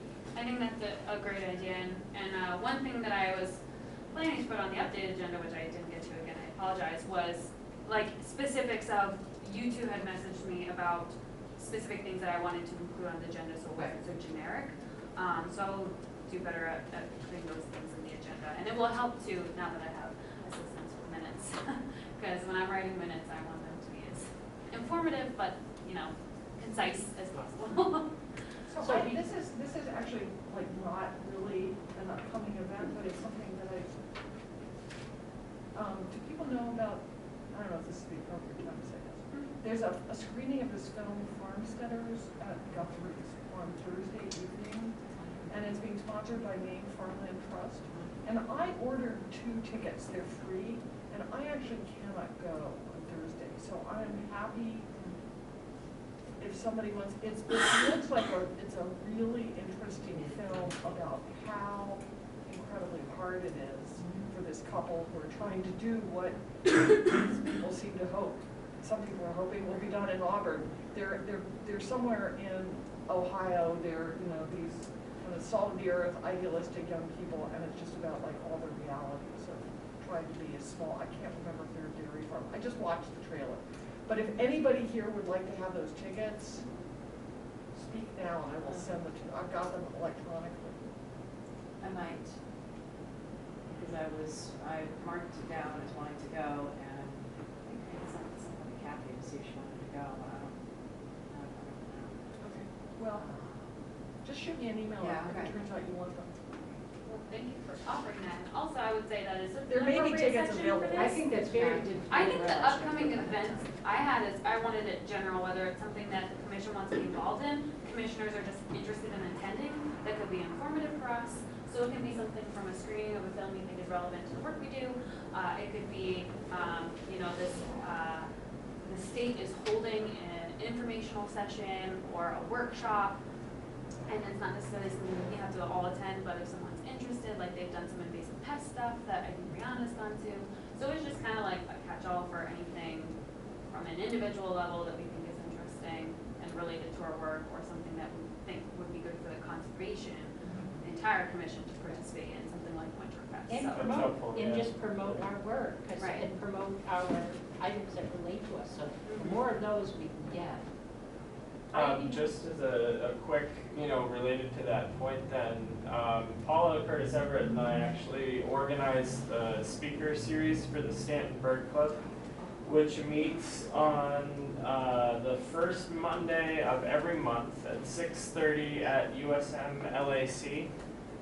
and I can share information about that, but we've had people come in and talk about the wild turkey population, we've had people talk about mushrooms and planting wild native plants in your backyard gardens. I mean, there's a wide range of topics that we try to get in there, so it's not just about birds. But I thought it was 6:30 on the first Monday of every month from September through May, basically. Yeah, I had no clue that existed, and I Yeah, think that's so great. there we go. So Perfect. I will send out information to the group next time one of those comes up, but they're always looking to get more people to come out and attend those, and great way to connect with naturalists from around the state. Well, and when we talked someplace in the list of idiots in our, when we talked about quarterly newsletter, and I thought, that's very ambitious, not wrong, but just very ambitious with 7 people. But that's a category in the newsletter that we want is promoting other people's things. Because I thought Scanbird just related to birds and. They're talking about changing the name because everybody thinks it's just Because a bunch of bird the other nerds, but, three, you know. the 3 things you talked about, I thought, oh, I really like to do that, oh, I really like to do Yeah. that. Oh, they do And not that I a don't bunch like of stuff. birds, but I just. Well, exactly, but. Yes, and that is in the strategic plan about a communications Right, plan right. or slash work group Right. slash subcommittee. Yeah. So But yes, I thought it was a great idea, I just. Absolutely. Yeah, and necessary. So before we move off, what I'd like is permission, if I have to have it, or it's authority that I'd like to give to the chair to do anytime. If Councilor Walker does come through and is willing to work together, his interest and I support, and I said, I believe conservation will, so I'm hoping he will. Invite somebody from the Maine Public Utilities Commission to come to Auburn and discuss water. Beyond that, how detailed, it came up in a rate increase conversation, and of course he thinks that somebody's gonna come and talk about rate increases and how they work and that. I'm not sure that's all that exciting, but I think the Maine Public Utilities Commission, just relating to water, has a whole lot of helpful and useful information, and it creates the dialogue between the city of Auburn and the PUC. So if, I don't think we want to do it alone, but if Councilor Walker wants to do that, I would volunteer to be his other partner from us. And I'd like your permission to pursue it, because we'll be another month and we'll lose the excitement. So co-host with the city of Auburn. With who, yeah, and I didn't say City of Auburn, I keep Okay. saying Councilor Walker Councilor. because I think he would like to represent the City of Auburn, or the City Council is really what he is, but I know from being in that position, sometimes you can't do that. But every councilor can I see. invest and create and promote activities. So I'd make it to Councilor Walker and whoever else he wants to, but I'd like that permission to pursue this and get it done. Sure. My only question would be, it was technically co-hosted by the Conservation Commission, with you championing Yeah. it, what would be expected of the commission in terms of helping put this event together and all that, and would you handle all that as a I champion? either handle it or find somebody who will help me, who will take it. So much like we've done before, I'm trying to think of what it was. I know I do food, it's fun. So however we've done those before to be able to make sure all the elements are done, our name appears equal to everybody else. And if there are specific tasks, we can reach out, but if a conservation commissioner has the time and interest, fine, and if not, we'll find a community member. It would be my experience. And if I get in trouble, I'll call. I think, co-hosting events like this are great ideas. And my only thing would be is if you need me as a chair to reach out to get certain invitations Right. prepped, I would just need, a decent amount of notice for that. Right, in So, draft. in a draft. So I guess, I would support that. And then we can think in the future, that may be something that the authority can rest with the chair if it's quick. Because we're either going to do it between now and March 10th, or it won't happen until June. And I think especially in context of the rate increases, Yeah. like you said, it's not like the whole thing's gonna focus on that, Right. but at least people, if they have questions, they can come and ask. So do we need a motion for that? Is there consensus? Yeah. Is everyone in Yeah. support I support. of the Conservation Commission co-hosting with Tiz as the champion? Okay. So are we doing a vote? All in Yeah, favor? all right, Okay. You're all in favor. Thank you. Yes, of course. And then another one of the new business items is that Jane had sent along this email about a bill.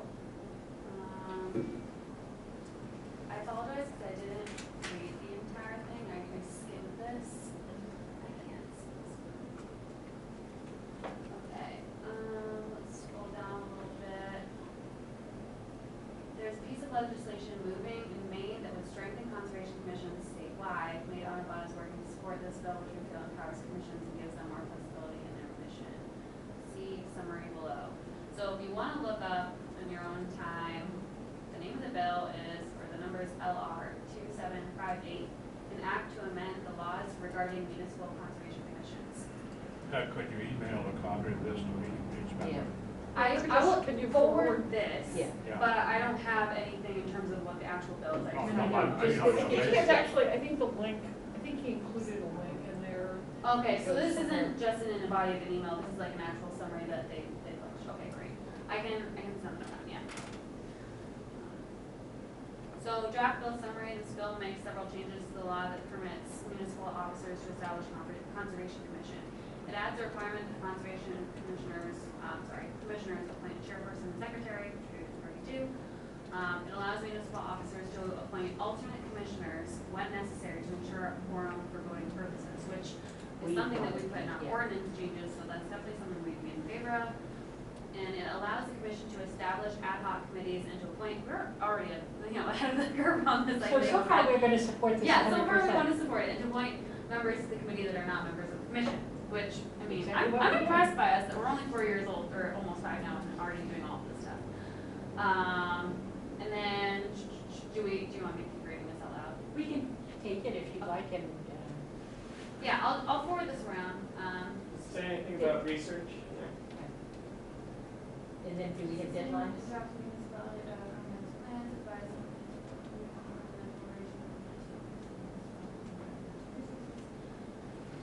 I'm not seeing anything specifically about research, but a lot more in terms of them becoming involved in city actions that affect environment and natural resources. So, Well, and there's the thing here about assisting in drafting the comprehensive plan. yes. So, Yeah. that's, we kind of formalize that. So, I don't know. Is there a deadline? I- When they expect, and are they taking public testimony? I have no clue about any of that. I know That'll as be much as I on just read, but I will forward this to everyone this week so that you are able to take this into your own hands.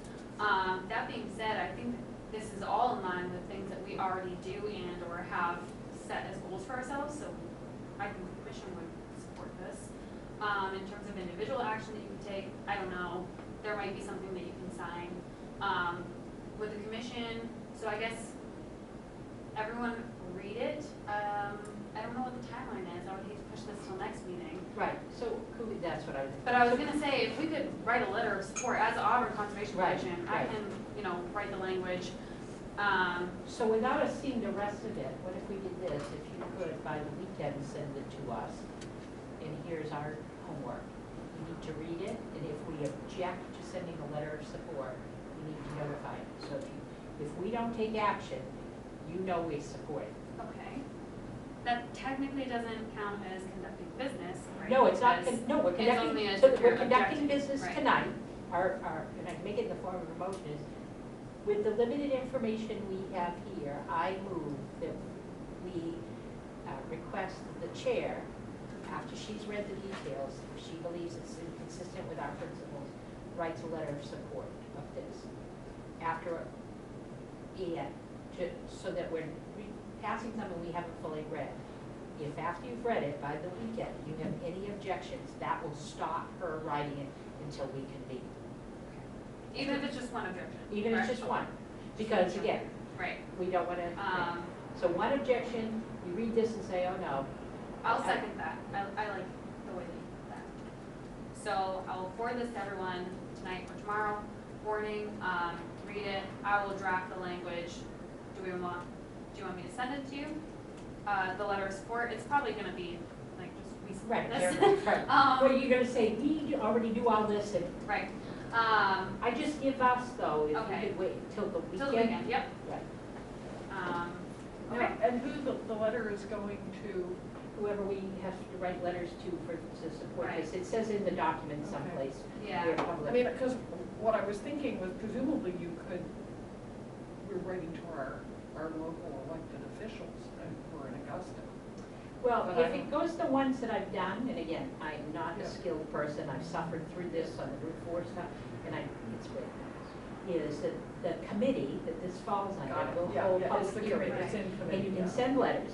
However, if it all turns out, we go home and think this is the greatest thing since sliced bread, because so far it has, and Jordan, as the chair, writes this letter, which you would copy to us, I don't know if I can trust you, then we, as individuals, could take it and say, you know, Right. I'm a commissioner, and I support this, and oh, by the way, here are my 6 people that I hopefully have some influence over because we vote for them, and let them know.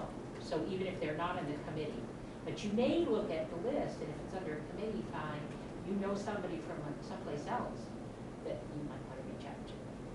I would say,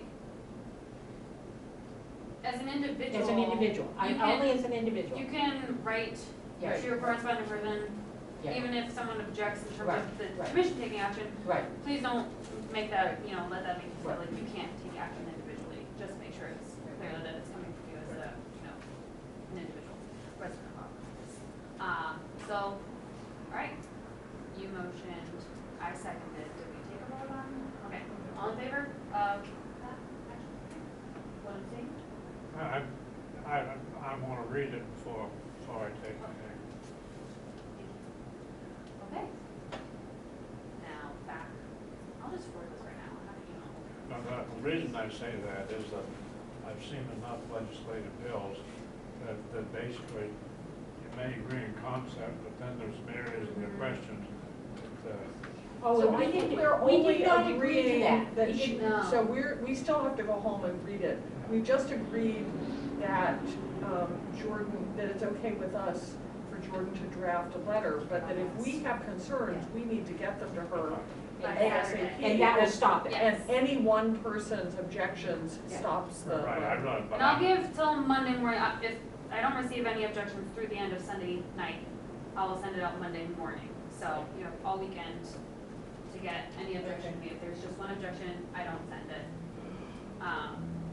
But if there's no objection, I would be caught on a fence, possibly, I don't know, but I've seen enough bills that a lot of times that, you know, I've got question marks, I would support in principle, but then there's some areas that I'd really like to know more about before I stick my neck out on that.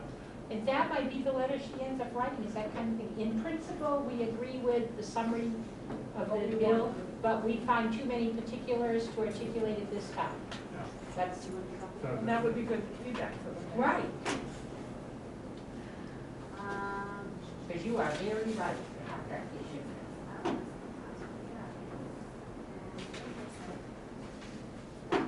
all right. Did I mean sandbox instead of sandbox? Okay. So you all have that now. I was like, oh, I'll do it tonight or tomorrow morning. I'm like, oh. So that concludes our agenda, but I did forget to approve the November minutes, and we do have them included in the packet. Do we want to defer that I until? didn't look at them. We'll because- postpone that. I didn't look at them because I followed the agenda. Yes, I apologize. No, no. I don't know how I missed that, but I included it in the. Jordan, you don't have to apologize. But I included it in the Yeah. packet. I totally didn't even I see know, that. but I was having frustrations on my end of getting Right. it, so I wanted to do the key elements, so I went right to the strategic Okay. plan. Like on here, it's not all that other work you gave us, the, I was gonna say bylaws. Right. Yes, right, Yes. the other 2 things, so I was happy Policies and with this. procedures. So I'll make sure that's specifically outlined on the. Yeah, I would hope that basically, at our next meeting, when we discuss basically, a lot of this information, essentially that we, perhaps revisit the, discussion we've had back along about adding, alternative. Right, Yes. And the other thing is that at a November meeting, we talked about a natural energy committee, and it was going to be on the December, meeting agenda. And that meeting was never held, but it's not listed here. If we're going to take any action, I think we really should, we've got to get with it, because Yeah. basically It's happening. the issue has gone by us Yeah. already. yeah. Okay, I I'm wonder- including that as a note here, just that you're asking that we revisit, to make sure to bring those back into our conversation. I think this is almost either we do now or we don't do it. Well, that's what I wondered, in that, whatever we're talking about, when we miss a meeting, how, in this a future, how do we get the business that we had to do? Because canceling the meeting was the right thing. Right. Yeah. And like I said, I fully intended to create an updated agenda with most of the things, but I mean, my dog had dental surgery and I've been working a lot of overtime to pay for that, so. And we had a full schedule, we already had a full agenda. Right, exactly, so, it's not that I'm trying to leave out any particular, items, I don't want that to appear to be the case, but I didn't get to it as much.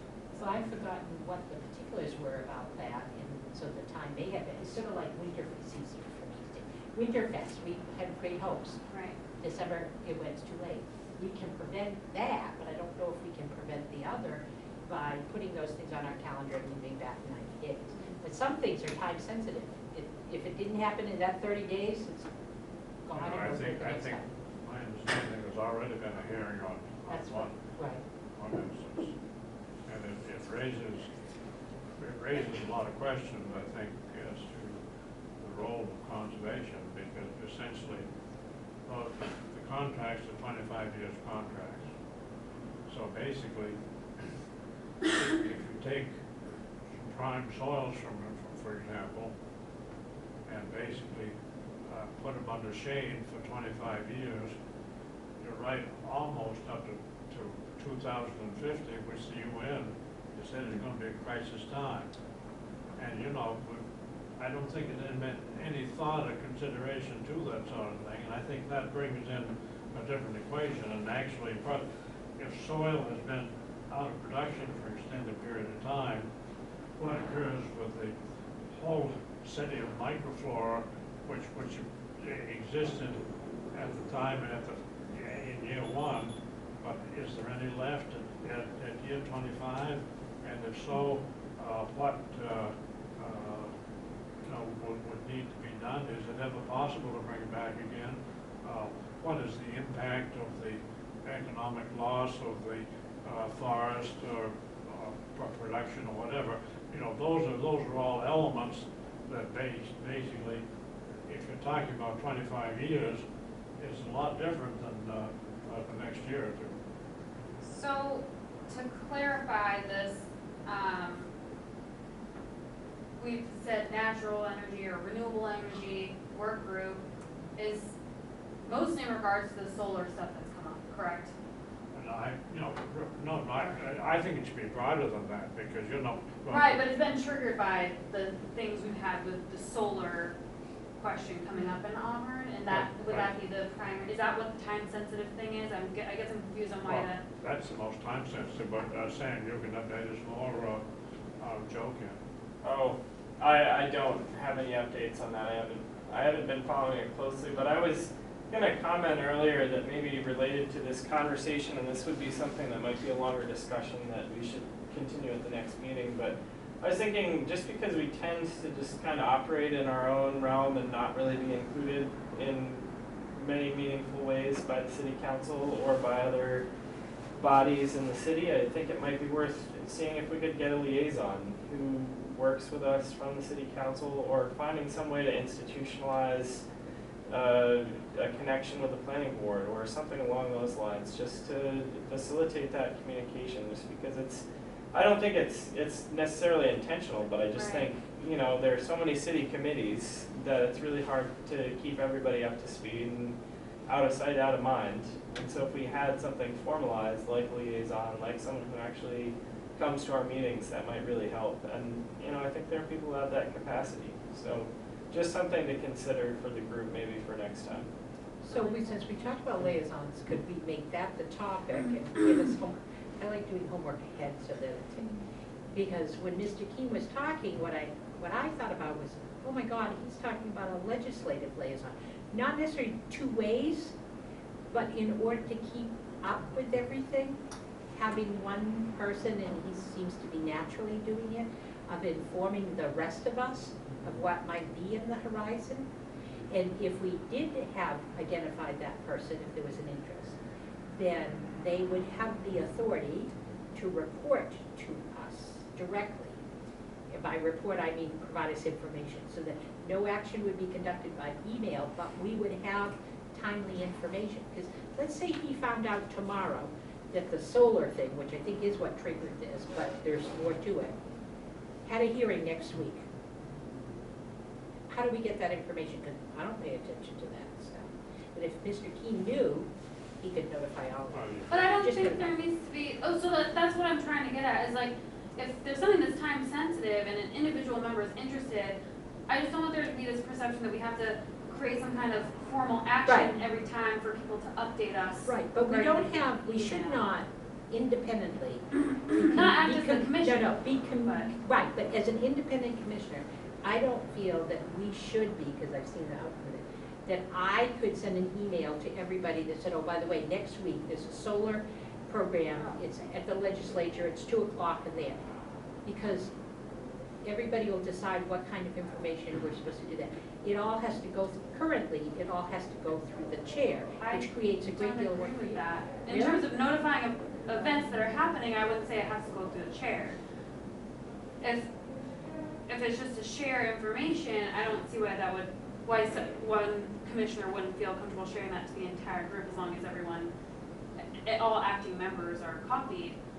It's just notifying the group of events, like Jane did with me in terms of, sending that email, or you did with, talking with Counselor Walker about this Public Utilities Commission. It wasn't necessarily that you were taking action or doing anything, but just sharing information, I would say, it kind of seems unnecessary to send it to me, to send it to everyone else. You could Or just, like when I talked with Alan Stearns at Laurel Across. as long as it's clear that one commissioner is not acting on behalf of the chair, Right, right. and that action's not taking place, I don't see there being anything Oh, wrong I'm with gonna be this happy to public try it, but hearing. I'm living in one of those Right. problems right now that is terrible, and it's gonna cost somebody legal. Because for me, it's just, I might not get to an email for a couple of days, Right. and I would hate that to, I don't want that to fall on my shoulders, Right. to be able to, if you know something Right. that's an event, a public hearing, if it's easier for you to just email everyone instead of email me and I don't get to it for 3 days, and now the Right. hearing's gone. Well, then maybe all we need is guidelines of what would be Right. acceptable communications of that, because So, yeah. I would and I like to- notice I'm the only one, but I'm living with one of those messes. Yeah, so I'm just gonna, I actually did read the process procedures Yep. and policy, and we're actually not supposed to bring anything new up at 8:00. After, I forgot about that. Okay. You know, I mean, it feels like I'm torn, because on the one hand, the solar thing seems really important, and We I'd can like to suspend the know, rules. and I'd like to have some clarity about how the city is proceeding, but I actually also really have to go. No, I don't disagree, I just wanted clarification on what the time sensitive issue was, but, and trust me, I feel like getting out of here before 8, so we'll table, I guess, the energy work group until next meeting. And if we can have some And clarifying we can points also- either from you or others on Right. what kind of would be acceptable communication, like I could see Jane's things, I could see Well, that Mr. needs, Key's and thing. that's why, I'll make sure it's a specific item on the agenda, but we need to formalize our policies and procedures, because those were actually, we never voted on those, so those technically aren't. We didn't vote on back in the, when they were To first my knowledge, done? we didn't vote on the policies and procedures, only the ordinance. I also, I mean, I may write my counselor and ask what's going on with solar. Yeah. I mean, that seems, I know, but I think it wouldn't hurt for counselors to, But if people are asking the question. Basically, the planning board basically had a public hearing last meeting. No, They didn't have public hearing? they had a meeting about solar in the industrial zone. Their meeting was over there. There was a meeting in this room about a specific plan in the ag zone, which doesn't have council approval, doesn't have city approval, doesn't even have state approval. It's the beginning of the process. So it was two separate ones. So, but Tony, doesn't the city have a policy where if this project comes up, then A, we should notify the Conservation Commission, B, we should notify the planning board, C, we should notify certain boards so they get involved? I don't know how that particular project slipped through the cracks. And the city didn't know about that. My wife called the city to talk about it, and they didn't know it was even happening, so. But isn't there some sort of procedure in the I'm city sure to there- I'm sure there contact is. commissions? There is for rooms, you're not supposed to be able to use this room without all of those kind of declarations. We clarified that on that, but it's, I should think that if a project came up, the city would say, this is gonna impact the Conservation Commission, so we should send a notice to them. This is gonna hit the planning board, we should send a notice to them. I mean, these guys feel left out, but they shouldn't be left out, because there's a lot of things that they could have impact on. should just be in the city's procedure. You shouldn't have to establish a liaison from this group to go get information that should just naturally be flowing to town. So I'd say invite the city manager next month and give him help. We're always happy to have city managers, mayors, councilors at our meetings. Hopefully we get to see them when they come. So with that, I've got a couple of quick things, just that we were talking about earlier. Kathy texted me and said that she just heard from Paula Lasagna, she's been away on vacation, but that she'll get back to her soon about the information we were talking about earlier. great. I sent a message while we were talking about Jen Marciani for Misfits Rehab. She got back to me and said, first she said, oh no, what event did I forget? Not seeing anything on the calendar. I told her I'd get more information from you, Yeah. conservation chair, said she contacted you, but you had fire. And that she'd secured equipment from Side by HB Brewery for the event. She said, yeah, that fire run will be pretty good, definitely let me know details ASAP so I don't double book anything. Okay. Is there a date? No, I was, Okay. I was trying to get a date from her on when we Okay. could. Okay. And I just haven't heard back yet, but I'm. Okay, so shoot her another email. Okay. And I think I've been using Messenger, so email sounds better than Facebook Messenger. Messenger, as I just got her on Messenger. Okay. Look for, And it'll be coming from Jordan, from my Yep. Facebook account. yeah. Because we don't have one. Okay. Okay, Thank you. so you'll send her another, Yeah. she'll send it when? This is something that's.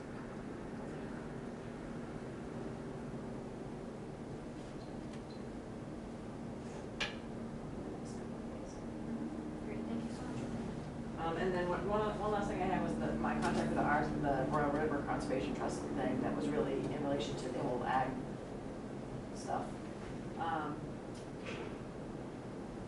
One thing that came out of my conversation with him was his definite willingness and eagerness actually to come to do a presentation here or as a speaker to one of our meetings. And Royal River Conservation Trust, if you look at their stuff on Facebook or you look at their website, they're doing some amazing things. They have events going on all the time, and they have a really good turnout at their events. They're really great at energizing people and keeping them involved with what they're doing regarding conservation and protection of Royal River watershed.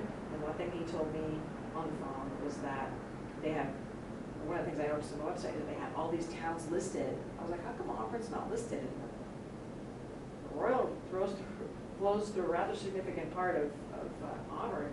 He said we have no interest or no involvement from anybody in Auburn. So we really like to build on that. That's something that I think. that's right. Would I didn't be know the Royal wise. River was in Auburn. Yeah, I mean, there's a couple of parts where it And was we've never pretty seen significant. anything like that. So maybe after we identify our parks, we should identify our rivers, Yeah, lakes, yeah. and bodies of water. Yeah. Wow, So, that's great. So as a speaker and as another sort of thing. Absolutely. Thank you. Okay, so with that, I'm gonna motion to adjourn at 8:11. Second? All in favor? Thank you. So the Royal River Trust, is that like Manchester Land Trust, but for river shed? Yeah,